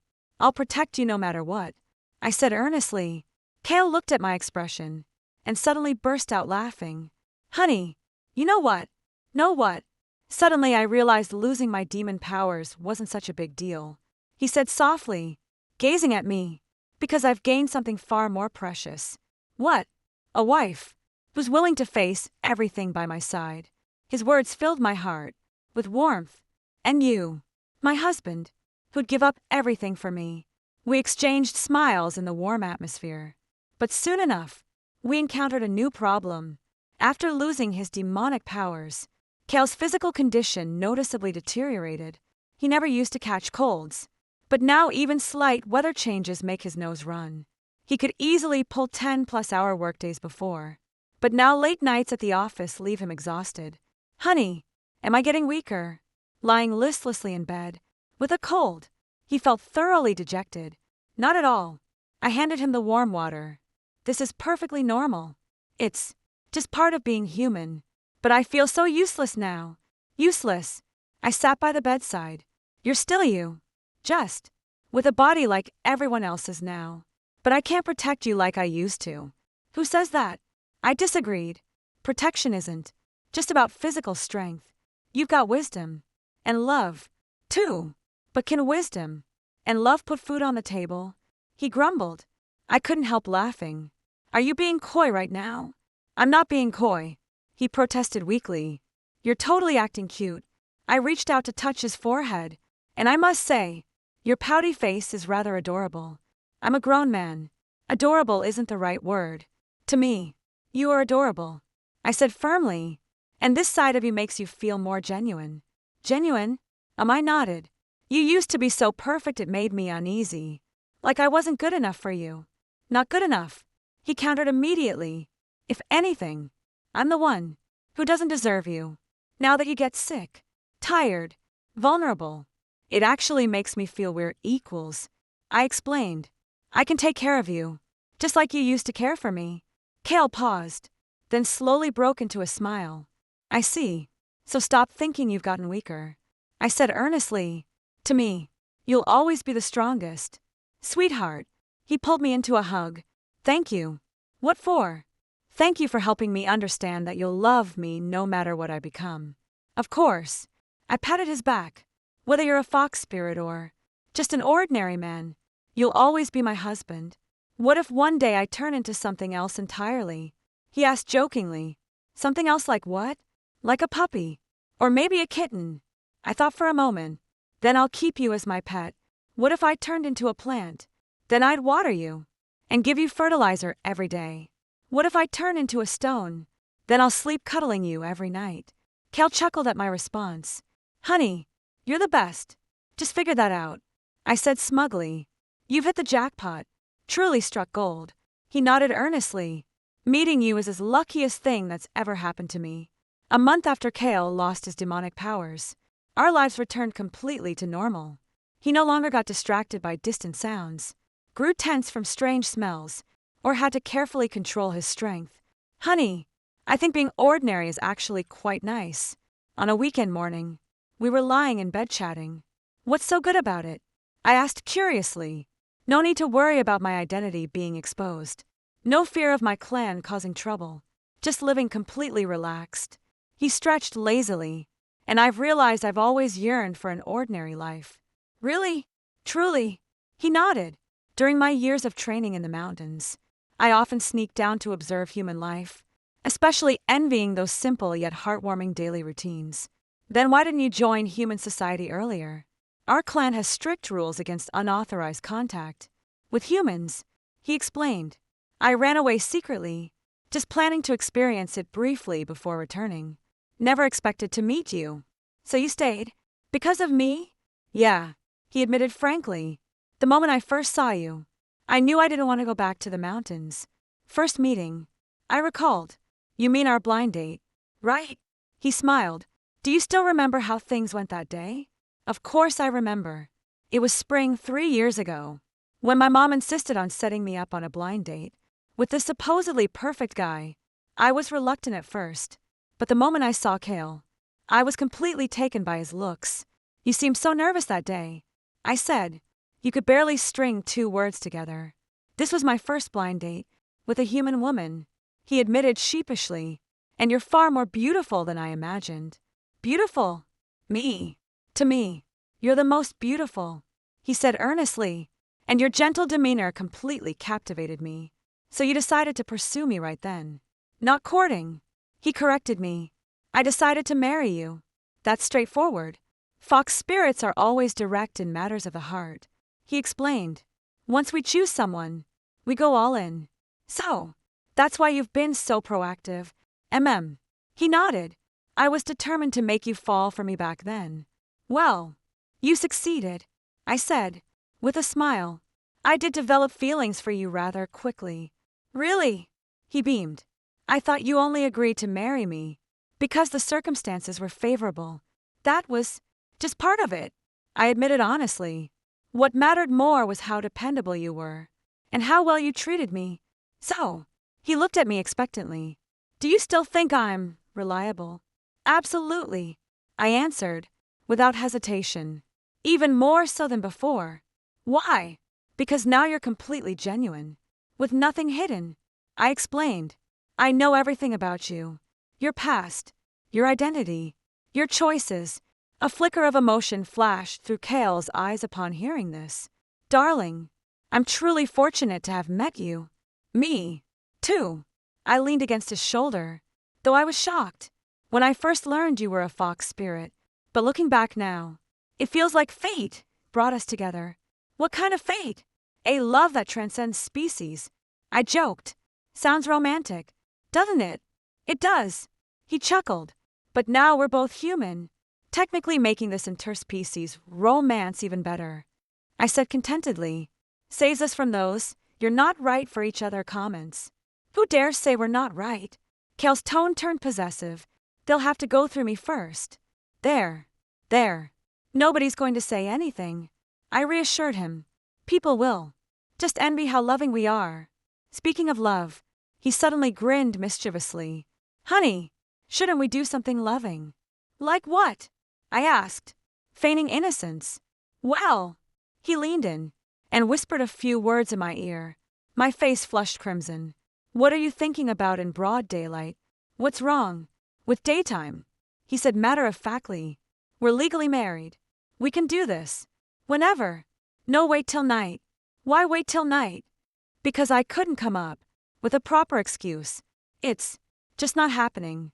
I'll wait then, he said obligingly.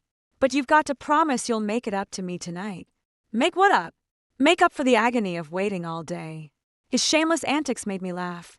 What agony? Plenty, he said, with exaggerated suffering. The torment of longing is the hardest to bear. We're together every day. What heartache could there be? Absence makes the heart grow fonder. And so does time, he said, with mock seriousness. Waiting makes love sweeter. Where did you pick up such nonsense? From TV dramas, he said proudly. Human soap operas are quite educational. I'm completely at his mercy. That former heartbreaker has turned into a regular wisecracking husband. But honestly, I really like who he's become. Genuine, natural, with some endearing little flaws. Now this feels like real married life. The following spring, I discovered I was pregnant. Honey, what did you just say? Cal was cooking in the kitchen. When he heard me, the spatula clattered to the floor. Guess what? I'm pregnant. I waved the pregnancy test excitedly, repeating the news. Really? He rushed over immediately, steadying me with gentle hands. You're really pregnant? Absolutely. Just tested. 2 solid lines. Cal stared at the twin red lines, his eyes gradually welling up. I'm going to be a dad. Yes. You're going to be a father. I nodded, happy, overjoyed. He nodded vigorously before carefully embracing me. Absolutely thrilled. Easy there. Don't startle the baby. Yes. Yes. Be gentle. He immediately softened his movements. How far along is the baby now? We just found out. Probably only a few weeks along. What does a baby look like at this stage? He asked curiously. Do they have fingers yet? Eyes? Well, I wasn't entirely sure either. Let's ask the doctor. During our hospital checkup, yes, we need to go to the hospital for a checkup. He immediately grew anxious. When? Today. No need to rush. Normally the first examination isn't done until 8 weeks later. 8 weeks? He frowned. That's several weeks away. Could there be any problems? No, it's still too early to detect anything now. I reassured him. Don't be so nervous. How could I not be nervous? He exclaimed excitedly. This is our first child. Watching his exhilaration, I couldn't help but laugh. You're more worked up than I am. And I'm the pregnant one. Because I'm thrilled. He grinned from ear to ear. I'm just so incredibly happy. So, take a guess. Boy or girl? Either. He replied, without hesitation. I'd love a boy or a girl. Would you be disappointed if it's a girl? Not at all. He said earnestly. A girl would be wonderful. Just as lovely and gentle as you. What if it's a boy? A boy would be nice, too. He could protect Mom and his little sister. What sister? If we have another girl later. He said matter-of-factly. We could have 2 children. You're really thinking ahead, I said, with amusement. The first one isn't even born yet, and you're already planning for the second. Better safe than sorry, he said proudly. Besides, I think 2 kids would be nice. They'd have each other for company. What if both of them turn out to be boys? Then we'll just try for a girl next. What if all 3 are boys? Then we'll try for another. He paused mid-sentence, suddenly realizing. Honey, are you trying to trick me into saying something? Me? I played innocent. Yes, he insisted. You just wanted to see how many I'd say. So, how many kids do you want at most? Well, he pondered. I'll take as many as you're willing to have. What if I don't want any? Then we won't, he said decisively. Your health comes first. Hearing this really touched my heart. Theo, you've truly become such a wonderful husband. I've always been a good husband. He protested. Just now I've become an even better one. Yes, yes, you're absolutely the best. I humored him. I'll take better care of you from now on, he said, immediately stepping into his new role. Starting today, you don't have to lift a finger. I'll handle all the housework. Isn't that a bit over the top? Not at all, he insisted firmly. The books say expectant mothers need plenty of rest and shouldn't overexert themselves. Since when did you start reading books? While you were taking the pregnancy test. I looked it up online, he said proudly. I've already learned a lot about prenatal care. That fast? Of course. I'm a quick learner. He puffed out his chest proudly. Lost my demon powers, but kept the brains. I couldn't help but laugh. This fool was clearly more nervous than me, yet pretended to be calmer. So, what did you find out? Lots. He rattled off like reciting a grocery list. No raw or cold foods. No heavy lifting. Avoid strenuous exercise. Take more folic acid. Get regular checkups. Hold on. Hold on. I cut him off. Don't tell me you've memorized the entire pregnancy manual. Pretty much, he said matter-of-factly. I need to be fully prepared for our child. Have you decided on a name for the baby? Absolutely. He replied instantly. If it's a girl, we'll name her Ira. If it's a boy, Felix. Why? Ira combines one character from both our names. He explained. Felix does the same, with different characters. Sounds nice. I nodded. But what if we have boy-girl twins? Even better. His eyes lit up. One Ira, and one Felix. Perfect. You've really thought this through. Absolutely. He said proudly. I'm going to be a father now. Got to think things through. Watching his earnest expression, it suddenly struck me how truly blessed I was to share my life with this man who transformed from a fox spirit into an ordinary husband. No matter who he really is, he'll always be the one who loves me most. And now, we're going to have our own child. What more could I possibly want from life? Kyle. I called his name. I love you. He paused for a moment, then beamed like a child. I love you, too, sweetheart, he murmured, while caressing my belly, and our little one. Spring sunshine streamed through the window, filling our home with warmth and sweetness. This is the life I've always wanted. Simple yet beautiful. I froze. The end. Story 2. After transmigrating, I lived in seclusion for 10 years. By the time I came out, the plot had already reached its conclusion long ago. I've been looking for you for 10 years. Finally, I found you. I transmigrated into a post-apocalyptic novel that I was reading. Out of all the things to transmigrate into, it just had to be a post-apocalyptic novel. The survival difficulty was max. The only fortunate thing was that I transmigrated half a year before the apocalypse started. Moreover, my identity was just a background character who didn't appear in the novel. An insignificant existence. I had no parents, but I had a house and a car. Immediately, I decided to quit my job, mortgage all my assets, and borrow money everywhere. After all, once the apocalypse came, money would be worthless. If I didn't spend it now, when would I? I prepared supplies and searched for a base where I could survive the apocalypse.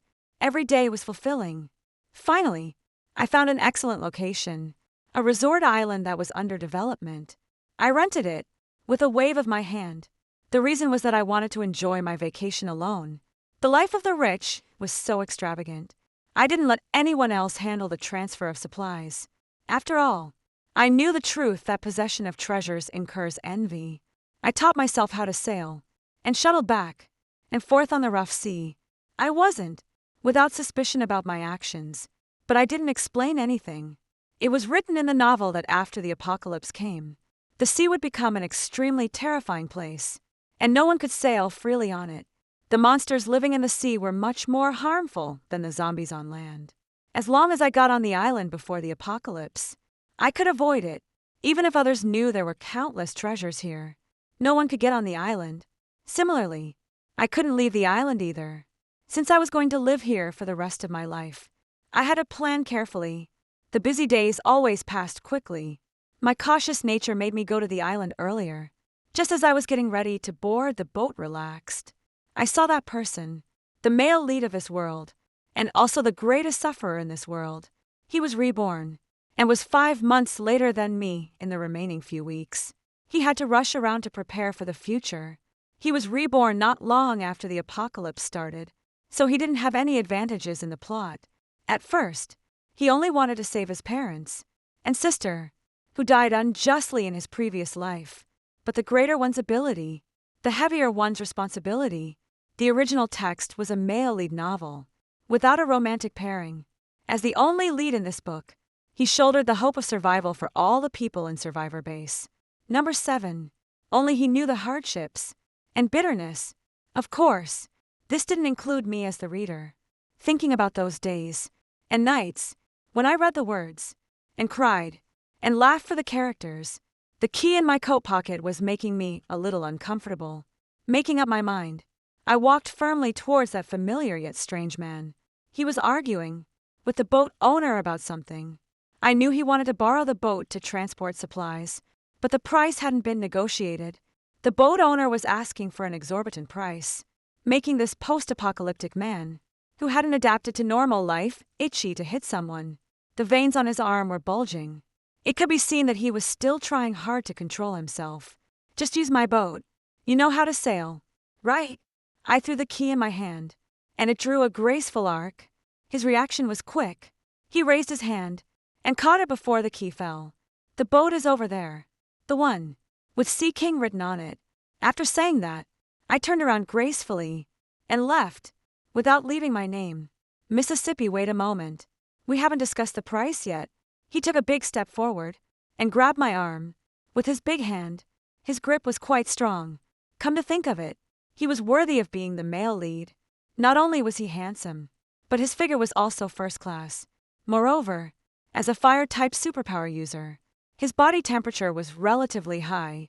I gently pushed his palm away and broke free from his control. No need to pay. I'm not short of money. Hearing this, he was obviously stunned for a moment, then said, "My name is Ryan. Maybe you think I'm lying, but in the future, whenever you need anything, I'll do my best to help you." Ryan looked determined. How could I not believe him? I could be said to be the person who knew him best in this world. Okay, I'll definitely trouble you then, even though there would be no chance to meet in the future. By the way, take this, too. Consider it a thank you for your promise. It was another key, with a small note 10203 feet attached. It was the key to the warehouse next to it. The warehouse was full of supplies that I hadn't had time to take to the island. It was what the male lead needed most urgently now. I guess I was also contributing to the future of mankind. When Ryan looked up again, I had already walked away. Naturally, he didn't hear his muttering. I didn't even have time to ask her name. Life on the island alone was so pleasant. Blue sky, white clouds, and a seemingly calm sea. I opened a coconut and lay leisurely on the beach chair. If I remembered correctly, today was the day the apocalypse began. People who couldn't complete the gene sequence upgrade turned into zombies one by one, and the survivors evolved superpowers.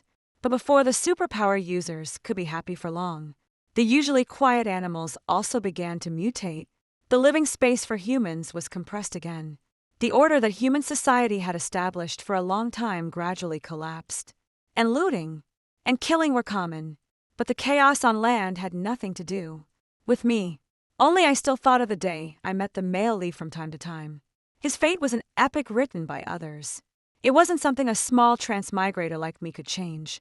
On the second day of the apocalypse, I had a fever for no reason. This was a sign of evolution. If I survived, I'd become a superpower user. If not, I'd turn into a mindless zombie. If I became a zombie, wouldn't all the things on this island be wasted? My feverish brain couldn't support me to think more. I don't know how long I slept. My head was throbbing dully. It seemed that I had survived the most difficult hurdle. I was quite curious about what kind of superpower a small cannon fodder like me could get. Like a middle school girl, I raised my palm and concentrated my mind. However, nothing happened. Well, I wasn't that expectant anymore. Life on the island continued as usual until one day, when I was looking for potato chips in the warehouse, my superpower finally worked. The bag of yogurt-flavored potato chips in my hand disappeared out of thin air. Could it be that I was the rare space-type superpower user that was essential in the apocalypse? I picked up another bag, exerted myself, and held my breath. Except for my face turning red, nothing happened. Was it because I was using it the wrong way? I recalled my previous successful experience. At that time, I was daydreaming, thinking that the plot development outside probably reached the point where Ryan entered Survivor Base No. 7. Boom. The item in my hand disappeared again. I randomly picked up a box of yogurt. Ryan. As expected, it disappeared. Okay. I knew what my superpower was. Teleportation. As long as I thought of the other person, I could teleport the item in my hand to him. Ryan and his teammates and sister arrived at their destination, Survivor Base No. 7. Dusty. Along the way, they encountered zombie sieges, robberies by other survivor teams, and surprise attacks by mutated beasts. They didn't have a single day to rest. Looking at the high wall, everyone breathed a sigh of relief. Captain Ryan, you should also take a good rest. Julia, come sleep with me. The only two female team members spoke up. Okay, then I'll trouble you. The exhaustion of the past few days made it difficult for him to even open his mouth. After entering the base and undergoing a full body check, they were assigned to an apartment with only 3 rooms. It was a bit crowded for the 7 people in the team. Ryan volunteered to sleep in the living room. This way, the girls could have 1 room, and the remaining 2 could share another room and rest. Lying on the hard sofa, Ryan couldn't fall asleep. He just closed his eyes and pretended to sleep. The optimization of the body by superpowers was significant. The most obvious was that the 5 senses became sharper. Even with his eyes closed, his perception of the outside world didn't weaken at all. This also greatly increased the probability of survival in the apocalypse. So, when an unknown object fell towards him, he subconsciously reached out and grabbed it. The potato chip bag burst open. Potato chip crumbs got all over his head and face. Just as he was wondering, another bag of potato chips appeared out of thin air. He looked up at the ceiling. There was no hole. Before he could figure it out, a box of yogurt hit him right on the head. Was this some kind of joke played on him by the gods? Then a piece of paper curled up and floated down. Sister's not short of supplies. Here's some for you. Use them without worry. I was afraid that the male lead would be suspicious and not dare to use them. So, I specially sent a small note. This should be okay now. I did a good deed and didn't leave my name. I hummed a tune and went back to my room to have a midnight snack. In the following days, I teleported things to him from time to time, such as the eggs that the hen had just laid in the morning, the tomatoes that had just been picked from the vegetable field, etc. I always chose around 8 o'clock or 9 o'clock in the evening. After all, the male lead had to go out and fight zombies. During the day, not everyone was as idle as me, but after being able to use my superpower, I was much more motivated to farm than before. Having someone to share the joy of my harvest made me full of energy every day.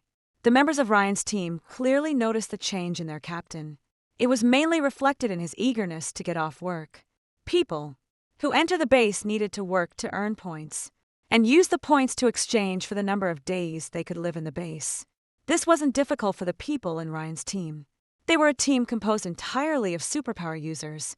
Even Julia, the weakest among them, was a healing-type superpower user.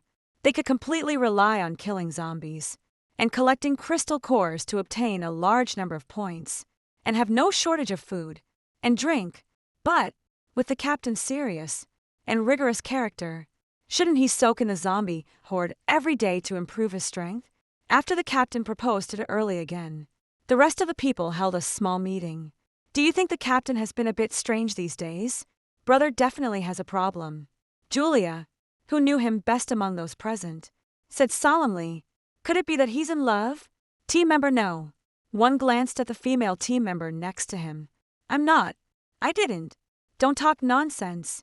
The female team member shook her head and waved her hands, denying it repeatedly. Also, he's been spending more time in the toilet recently. Team member no. 2 reported. Could it be? Not possible. Maybe. The few of them looked at each other and nodded silently. Forget it. Anyway, we have a place to live now, and the food has improved. Let's not dwell on the captain's little problem. Ryan, who was sitting in the toilet waiting for today's airdrop, sneezed at this time. He didn't know how the people outside were gossiping about him. 08. Who was the person sending the airdrops? Did she have any ulterior motives? These weren't questions Ryan needed to consider. He had already guessed the identity of that person. It was too easy to recognize. Her speaking and writing style hadn't changed. He didn't expect that he would still be receiving help from that girl in the apocalypse. Actually, it wasn't that he couldn't tell the others about the girl. He wasn't the kind of person who would hoard supplies and be selfish. Moreover, this way, he wouldn't need to rack his brains to find excuses when taking out those things. But for some reason, he hid it. And for this reason, he even changed his usual schedule. Guessing what kind of things he would receive today had become his only pleasure in the apocalypse. But today seemed to be a bit later than usual. The rest of the team members had also returned after finishing their tasks. Soon, There was an urgent knock on the door from team member No. 1 outside. Captain, are you done? I can't hold it anymore. There was nothing he could do. Ryan had to get up first. Was there nothing today? Could it be that she forgot? Or did she not want to do such thankless things anymore? A sense of loss flashed through Ryan's heart. Pop, the familiar teleportation sound rang out. It was a novel, with a pink and flowery cover. The overbearing president fell in love with me while I was running away with his baby. There was also a piece of paper clipped in the book, with the girls round and cute handwriting on it. This book is so interesting. I got so caught up in reading that I forgot the time. Here, I'm giving it to you to enjoy. Captain, I'm so anxious. You still have the leisure to read a book in the toilet. You don't know that reading. While on the toilet, Ryan didn't pay attention to team member number 1's nagging.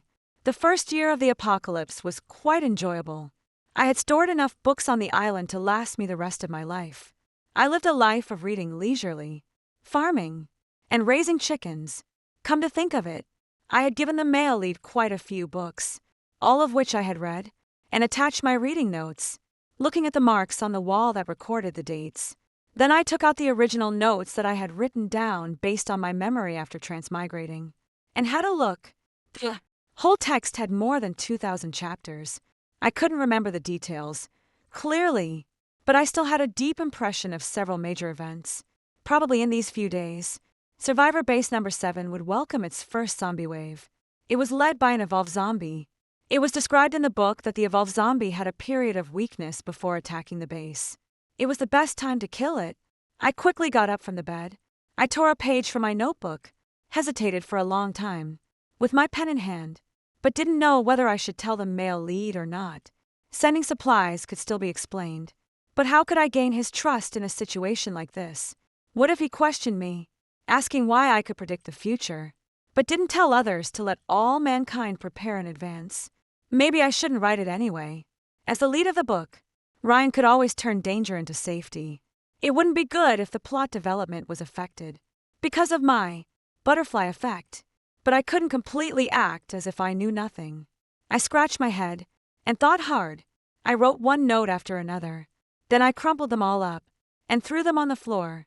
Before transmigrating, I was just an ordinary office worker. I couldn't save everyone. To put it further, I was a coward. I only considered myself, and only wanted to consider myself. So, I ruthlessly abandoned all the people on the continent and hid alone on the island to survive. But Ryan was different. The author described him as a perfect saint. He had no selfish desires and dedicated his whole life to the happiness of all mankind. Everyone respected and loved him, and he deserved it. Of course, this also included me as the reader. Captain, how much longer do we have to go? The female team member, whose clothes were damp, with dew, couldn't help but speak up, interrupting the silence. In the early hours of the morning, Ryan suddenly gathered everyone. Without saying much, he led the team members out of the base in a hurry. When they reached an abandoned ranch in the suburbs, they got off the vehicle and continued on foot. The ranch had long been deserted, and the wild grass had grown to half the height of a person. Ryan stepped over a ditch and looked up. When he saw the landmark building, he immediately turned around and made a hand gesture. Everyone stopped in their tracks and went on full alert. Suddenly, everyone's pupils constricted, and their hair stood on end. The intuition of the superpower users told them that there was a very dangerous monster gestating ahead. Its loyal subordinates would eliminate all interferences. Someone told me that an evolved zombie was gestating nearby. At first, I didn't believe it, but, just to be safe, I came, Ryan said, looking around at everyone seriously. Now, even if I don't say it, you should feel it, too. This place is very close to Survivor Base No. 7. We can't let it grow any further. We must nip the danger in the bud. This mission will surely be arduous. Whether to stay or leave is up to you to decide. Everyone looked at each other. Captain, you're really underestimating us. Yeah. Our team is the elite of the elites. After a grueling battle, Ryan's team finally won. Ryan, who blew off the head of the evolved zombie and retrieved its crystal core, became a highly sought-after figure in the base. But he just wanted to go home quickly and enjoy his little secret. With her alone, I wrote to the male lead about the evolved zombie in a self-abandoned way, because I remembered that my superpower was one-sided. No matter how many thoughts the other person had, it was impossible for him to come and question me in person. Realizing this fact, I couldn't help but breathe a sigh of relief, but I also felt a bit lost. Did I make a wrong decision by coming to the island alone? People are social creatures. Rabbits can die of loneliness. What about me? But it was too late to regret now. The sea had already become the paradise of those monsters from the abyss. Those were the existences that even the male lead didn't dare to provoke at the end of a story. How could I, a person with no offensive abilities at all, break through? I slapped my cheeks hard until they turned red. I should look on the bright side, shouldn't I? Right. I haven't prepared the things to send today yet. Why don't I make a cake by myself? It can be regarded as a celebration for their triumphant return. I remember I bought some baking books.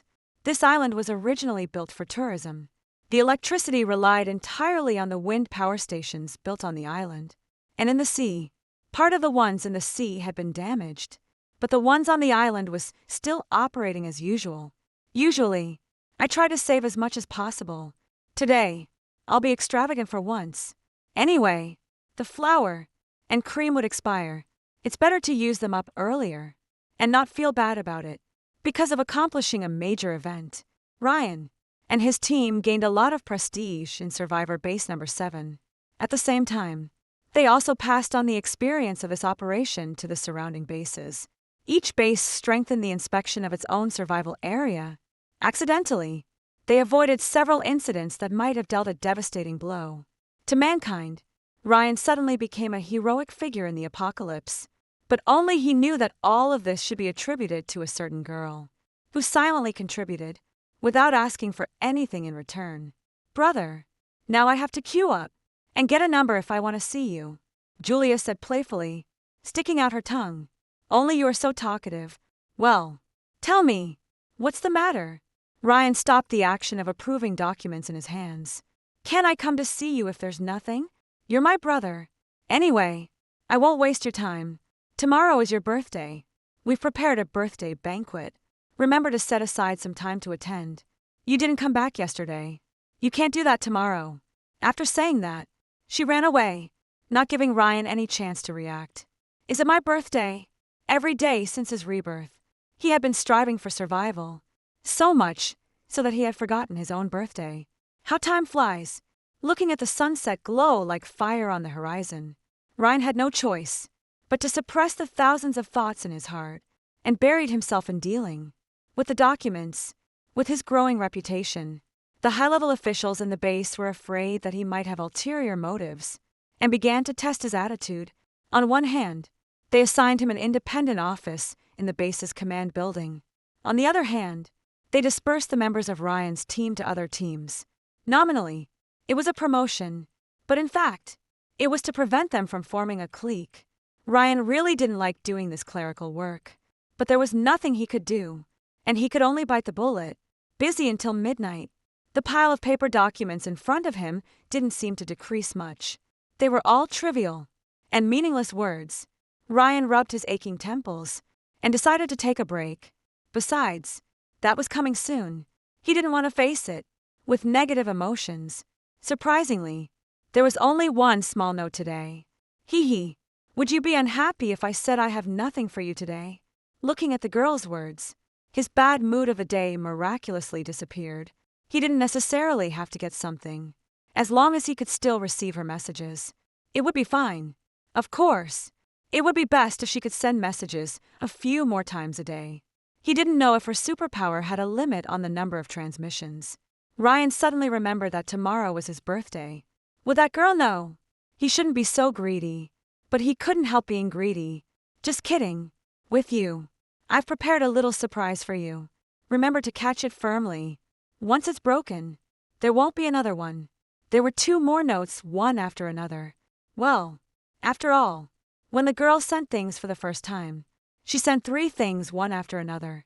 Ryan moved all the documents on the table to the ground. Out of sight, out of mind.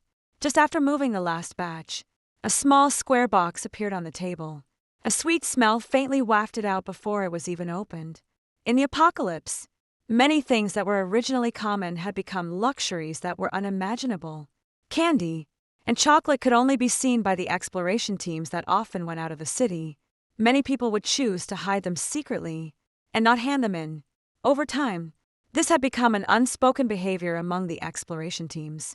He untied the ribbon, and a somewhat shabby little cake was revealed.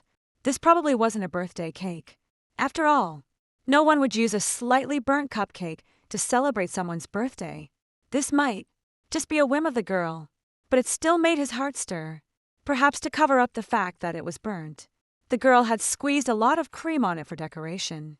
It was sweet and bitter. If only I had asked her name at that time. If you want to know what it's like to fall in love with someone you've only met once and don't even know their name, Ryan must have a lot to say. The next day, the members of Ryan's team all came to attend his birthday banquet. Not only that, many high-level officials in the base were also invited. The scene was lively. Most people just wanted to take this opportunity to vent the depression that had accumulated. During the apocalypse, Ryan's residence now was no longer that small shared apartment. It had been replaced by a large villa near the center of the base. The team members also each got their own independent small buildings. Julia, his sister, had also moved out, so he hadn't come back here except for today. Coming back alone was not as comfortable as sleeping in the office.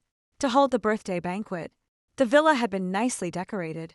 The visitors gathered in the spacious garden, enjoying the buffet-style food, feeling quite comfortable, as if the apocalypse had never happened at all. After chatting with the guests, Ryan hid in a corner alone, but his eyes were constantly scanning the crowd until he saw his target, Samuel, the person in charge of personnel management in the base. "Captain, long time no see." Samuel turned around, and, when he saw that it was Ryan looking for him, a smile immediately appeared on his face. "This sentence should be said by me. You're a big shot in the base now. I can hardly afford to associate with you. Captain, I want to ask you for a favor. I'm so glad to finally find the chance today." Ryan didn't like this kind of social exchanges, but in order to get what he wanted, he could only do this. "Oh, is there anything that I can help Captain Ryan with?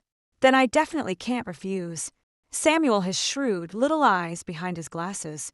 He couldn't miss this opportunity to do someone a favor. "Can you help me find someone? Let me guess. The person who can make Captain Ryan come to me to ask for help must be a woman, right?" Everyone in the base knew that Ryan only had his sister to depend on. His parents died on the first day of the mutation. The person he was looking for was definitely not a relative, so it could only be a lover. Coupled with Ryan's chaste behavior after entering the base, Samuel was even more certain of his guess. "Captain Ryan, tell me the name and characteristics of this person, and I can help you find her." Right. This was an opportunity to seize Ryan's weakness, and he definitely wouldn't miss it. "Captain Samuel, you may have thought wrong. I just want to find a superpower user. Her superpower is of great use to the base," Ryan said, trying to avoid the key points, knowing full well what these old foxes were thinking. "Oh, there's actually such a person. Yeah, her superpower is teleportation, and the transmission limit is at least 5 times or more. You know the current situation, affected by electromagnetic waves. All our existing communication tools have stopped working, and we can only rely on people to transmit information."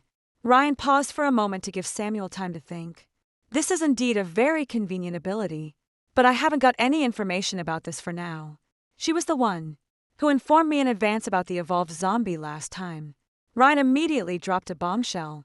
Samuel looked up at him as if trying to read something from his face. The playful smile gradually disappeared from his face, replaced by seriousness. "If that's really the case, I need to report it to the high-level officials. Our base can't miss such a talent. Do you have any other information you can tell me?" "No. She contacted me on her own initiative last time." On the surface, Ryan put on a thoughtful and puzzled look, hiding the fact that the two of them interacted every day. In fact, all he was thinking was that it would be okay even if he could only find someone with the same type of superpower as her. Waiting passively was not in his nature. Living alone made my sense of time become more and more blurred. I was also getting worse at grasping the development of the plot. This kind of one-way communication that never got a response was hard to ease the loneliness in my heart. In the original world, I had always been looking forward to a day when I didn't have to go to work and didn't have to worry about food and drink to get rid of the boring and complicated social life. Just me and a chat, reading novels every day, free and unrestrained. When such a life really came true, I started to dislike it instead. Sure enough, what you can't get is always the best. Moreover, even the mail lead might have accidents. What if one day he was gone? Could I still send messages? The more I thought about it, the more panicked I became. Was there still room for my superpower to improve? For example, teleporting myself over there. Once the idea took root in my heart, it was hard not to give it a try. Before taking action, I still needed to do some experiments to avoid unnecessary troubles. I picked up a big rooster from the chicken coop and named it Go-Go. Teleporting out needed a coordinate point. So, in order to be able to teleport back, I also had to create a coordinate point. I didn't know if this kind of cheating behavior would succeed or not. The first experiment, teleporting an item to the position where Go-Go was success. The second experiment, teleporting a lively hen to the position where Go-Go was success. 2. Great. My superpower could be applied to living things. Finally, the last experiment, trying to teleport myself over there. It seemed to be successful. If it weren't for the fact that I was translucent, my pearl white and transparent palm passed through Go-Go's body, and it didn't notice at all. My body was still lying there, intact. The rise and fall of my chest showed the rhythm of life. When I used the chicken for the experiment, it was teleported over completely. Why was it only half done? When it came to me, floating around in a state of being out of my body for a while was quite boring. The most important thing was that I could only wander around beside Go-Go. Once I exceeded a certain range, I could feel the pull of my superpower. The process of returning to my body was quite easy, but once I got in, it was a different story. I clutched the clothes on my chest with one hand and gasped for breath desperately. Cough, cough, cough. My heart seemed to be about to burst with pain. It seemed that there were still restrictions on using this ability like this. I couldn't use it for a long time. If I did it a few more times, my weak body couldn't bear it. At this time, Go-Go wobbled over, heartlessly pecking at my calf, asking for food. You ungrateful thing. I might as well give it away. That night, Ryan received this gift. It rampaged around in the office, scattering the documents everywhere. Ryan held the rooster by its 2 legs upside down and looked at the note in his hand. Do whatever you want with it, whether to raise it or eat it. Just don't let me see it again. In the apocalypse, those animals that were originally raised by people mutated one after another and attacked their owners without mercy, especially cats. And dogs were the hardest hit areas. But there were also exceptions. For example, chickens, ducks, insects, and other relatively low-level organisms basically didn't mutate. Even if they mutated, they were easy to deal with. So, there was also large-scale breeding in Survivor Base Number 7, which was used as the main source of meat anyway. It was a token of her affection. Maybe he should raise it. Ryan and Go-Go stared at each other. They seemed to take a liking to each other. Recently, I'd been feeling that my memory was degenerating rapidly. The face of the male lead was almost blurred, and I could hardly remember it clearly. Taking advantage of my superpower that allowed me to teleport back and forth without being discovered by others, I secretly went to see Ryan's current situation, but considering my body's endurance, I only stayed for 3 minutes. But it was enough to engrave his face in my mind again. After coming back, I quickly took out my painting tools.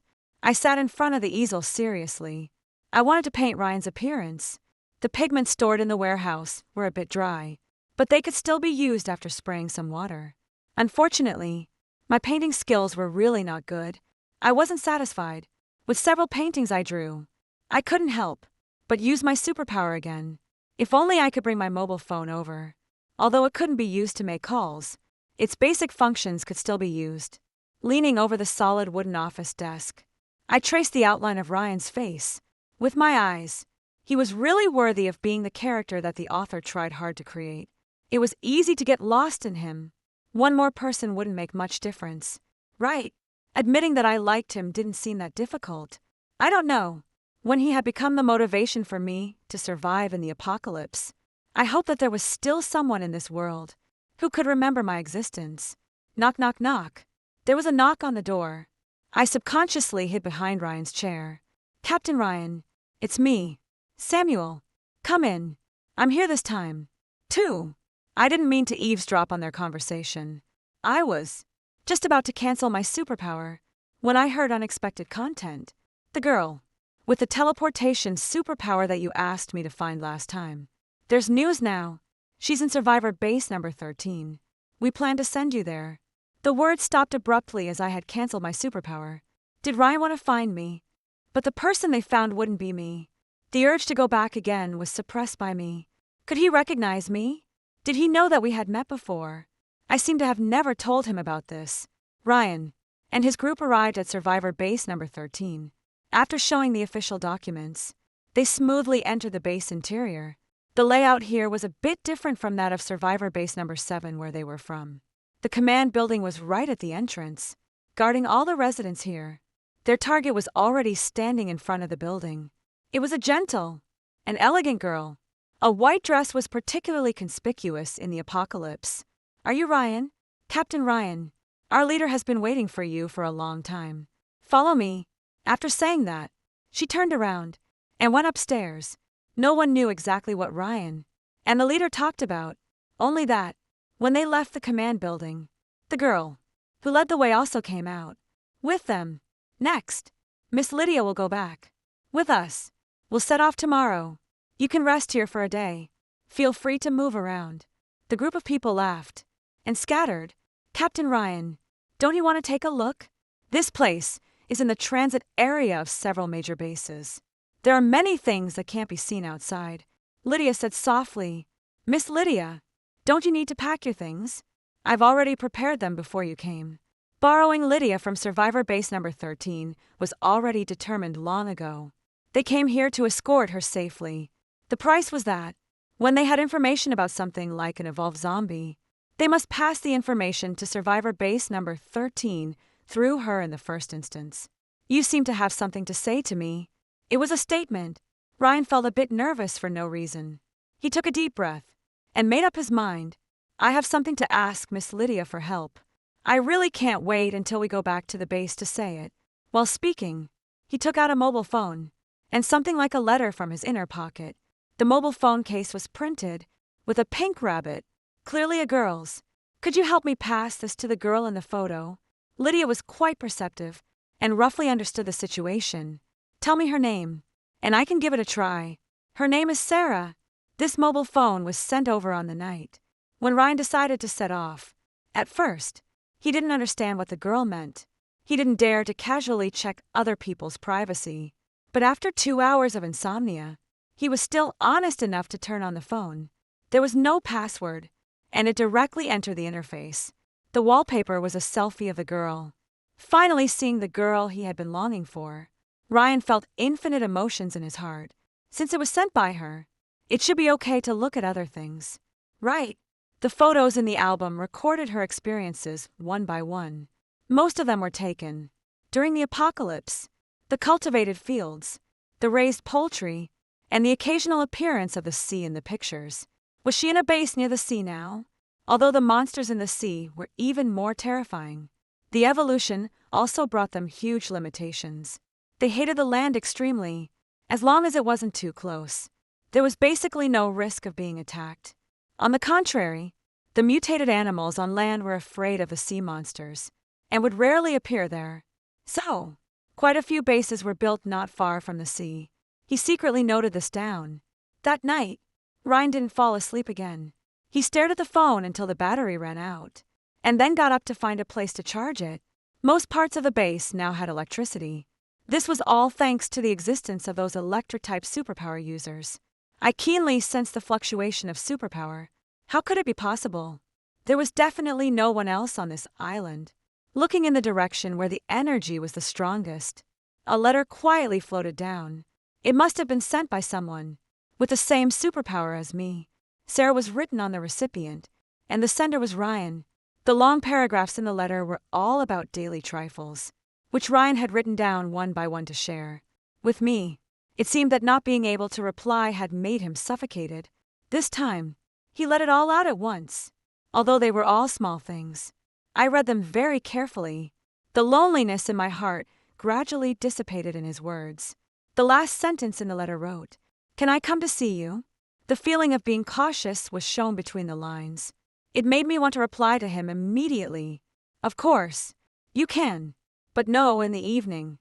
The people, who had gone sightseeing everywhere, returned to the place where they were staying one after another.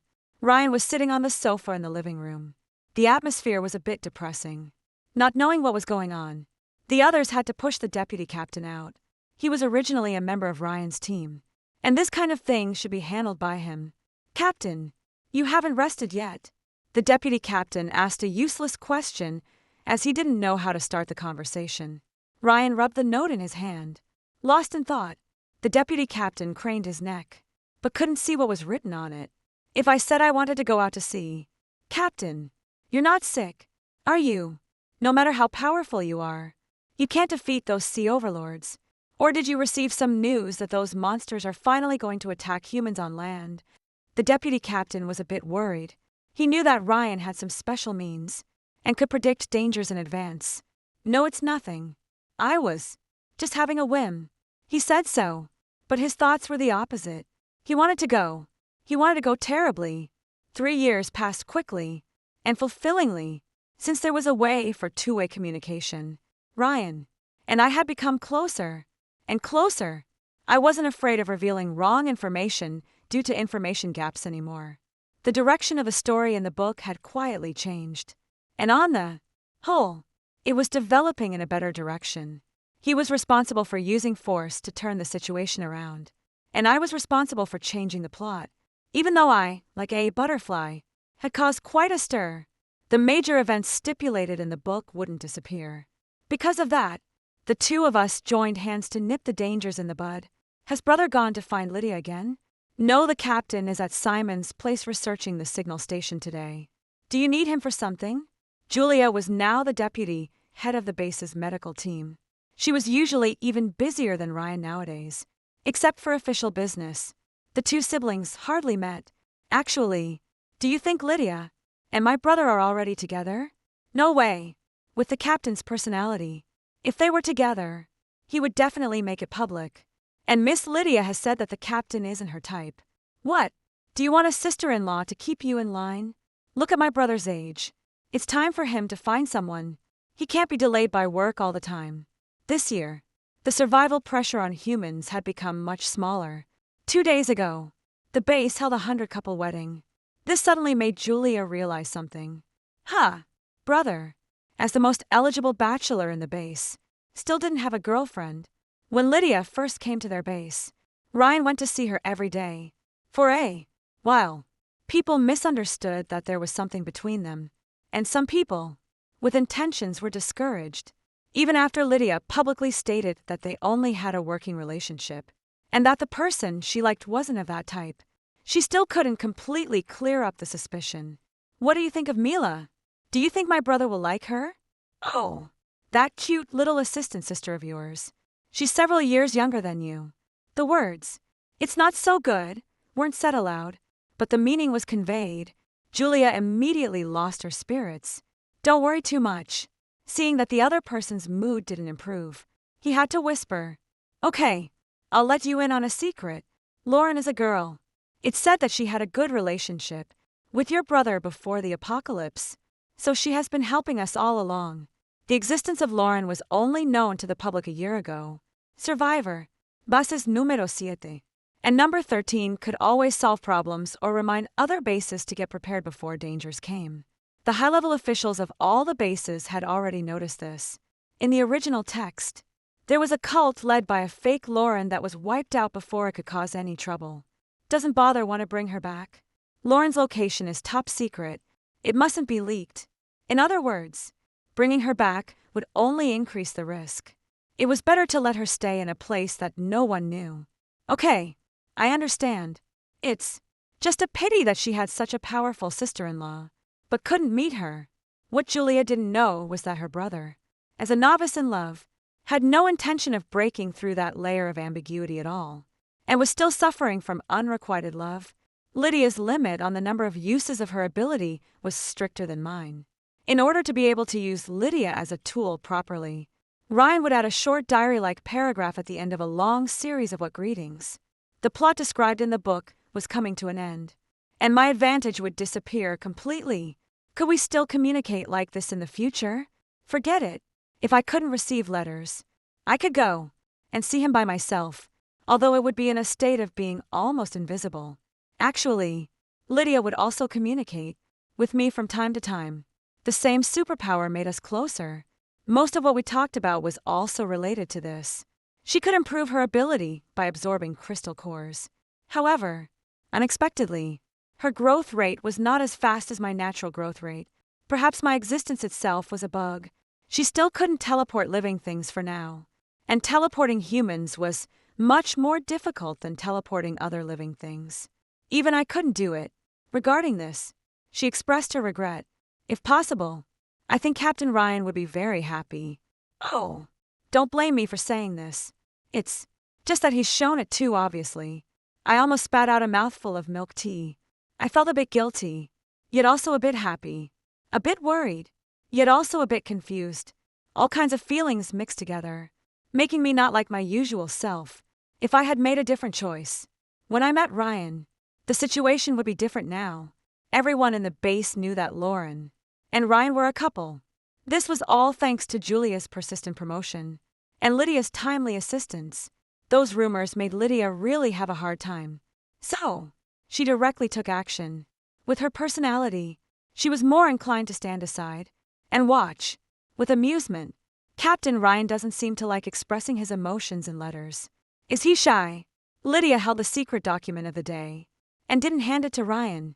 Instead, she asked a question that seemed out of place, even though he knew that his actions couldn't be hidden from the person in front of him. Ryan was still caught off guard. If necessary, I don't mind giving a little help. Girls understand best what other girls need. Sometimes, just a lack of initiative could make people miss each other. No, not now. Ryan pressed the secret document bag, stopping her from her next move. Lydia wanted to ask more, but she understood something from the other person's expression. It seemed that it wasn't that this side was too slow-witted, but that there were really factors hindering these two people from being together. I'm being too talkative. I should trust Captain Ryan. Thank you. Thank you for your help, and also for your understanding. He and Sarah's matter would start all over again after everything was over. I can finally come to see you. Wait for me. This was the only message Ryan sent after the final battle. He refused the kind offers from his partners. Julia didn't say much either. And just let him go. I knew that he was now facing the terrifying sea alone. I wanted to stop him, but I was defeated by his resolute determination. He had always been a man of his word. His sense of responsibility made it impossible for him to leave. The people in the base didn't take risks in the previous few years, and now that all the dangers had been eliminated, he could finally do what he wanted to do. I wanted to ask him if it was really worth it to leave so many people who cared about and loved him behind, and risk his life for a person he had only met once. It wasn't worth it. I shouted in my heart countless times. So, I was cruel enough not to look at him or think about him. I was afraid of seeing his wounds, even if it was the sight of him dying. Only the daily delivery of supplies had never stopped. After wandering around at sea for a year, the short distance seemed like a long march.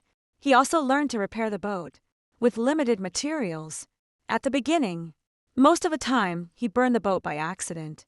As a fire-type superpower user, he was naturally restrained at sea. The only good thing was that he could eat hot food every day. From being flustered at first, and falling into the sea several times during battles, to now being able to hold onto the boat with one hand and roast the 100-story tall sea overlord until it was crispy and fragrant with the other hand. Another day passed, without a written message in the delivery. She must still be angry with him, right? He swallowed the crystal core of a sea overlord in one gulp. It was a bit choking. But this was the fastest way to replenish the consumption of his superpower at sea. Well, if this went on, his superpower might even mutate. For example, evolving into a fire that wasn't afraid of water. As usual, I went to the warehouse early in the morning to pick things. Considering that Ryan was now living at sea, and it was inconvenient to eat, I usually chose canned food, and the like. Unfortunately, the last batch of canned food had already expired. Looking at the 10-year validity period marked on it made me a bit dazed. Had I been living in this world for so long? My memories before transmigrating were already too vague to recognize. I shook my head and didn't think about it anymore. I picked up the fruits and vegetables that had just been harvested this year, just after teleporting them out. The things reappeared above my head again. I had never encountered a situation where things couldn't be teleported out before. This was the worst outcome. Before the emotions welled up in my heart, tears had already flowed down. The choked sobs were stuck in my throat, but then I was surrounded by a warm touch. "Don't cry. I'm here." I turned my head to look. He was darker, stronger, and had a bit of a beard. It turned out that a person's body temperature could be so warm. I was crying so hard that I could hardly breathe. He was at a loss what to do. He wiped my tears with the cleaner side of his clothes. Scared me to death. I thought, I just wanted to give you a surprise. Ryan was originally planning to take a shower and change clothes quietly and then face her with his best appearance. He didn't expect that. When he reached into the warehouse to get clean clothes, he met the girl he had been longing for. "I've been looking for you for 10 years. Now I've finally found you. Come with me. Okay. I'll take you home. Okay." The plot in the book had ended, but the story between him and me had just begun.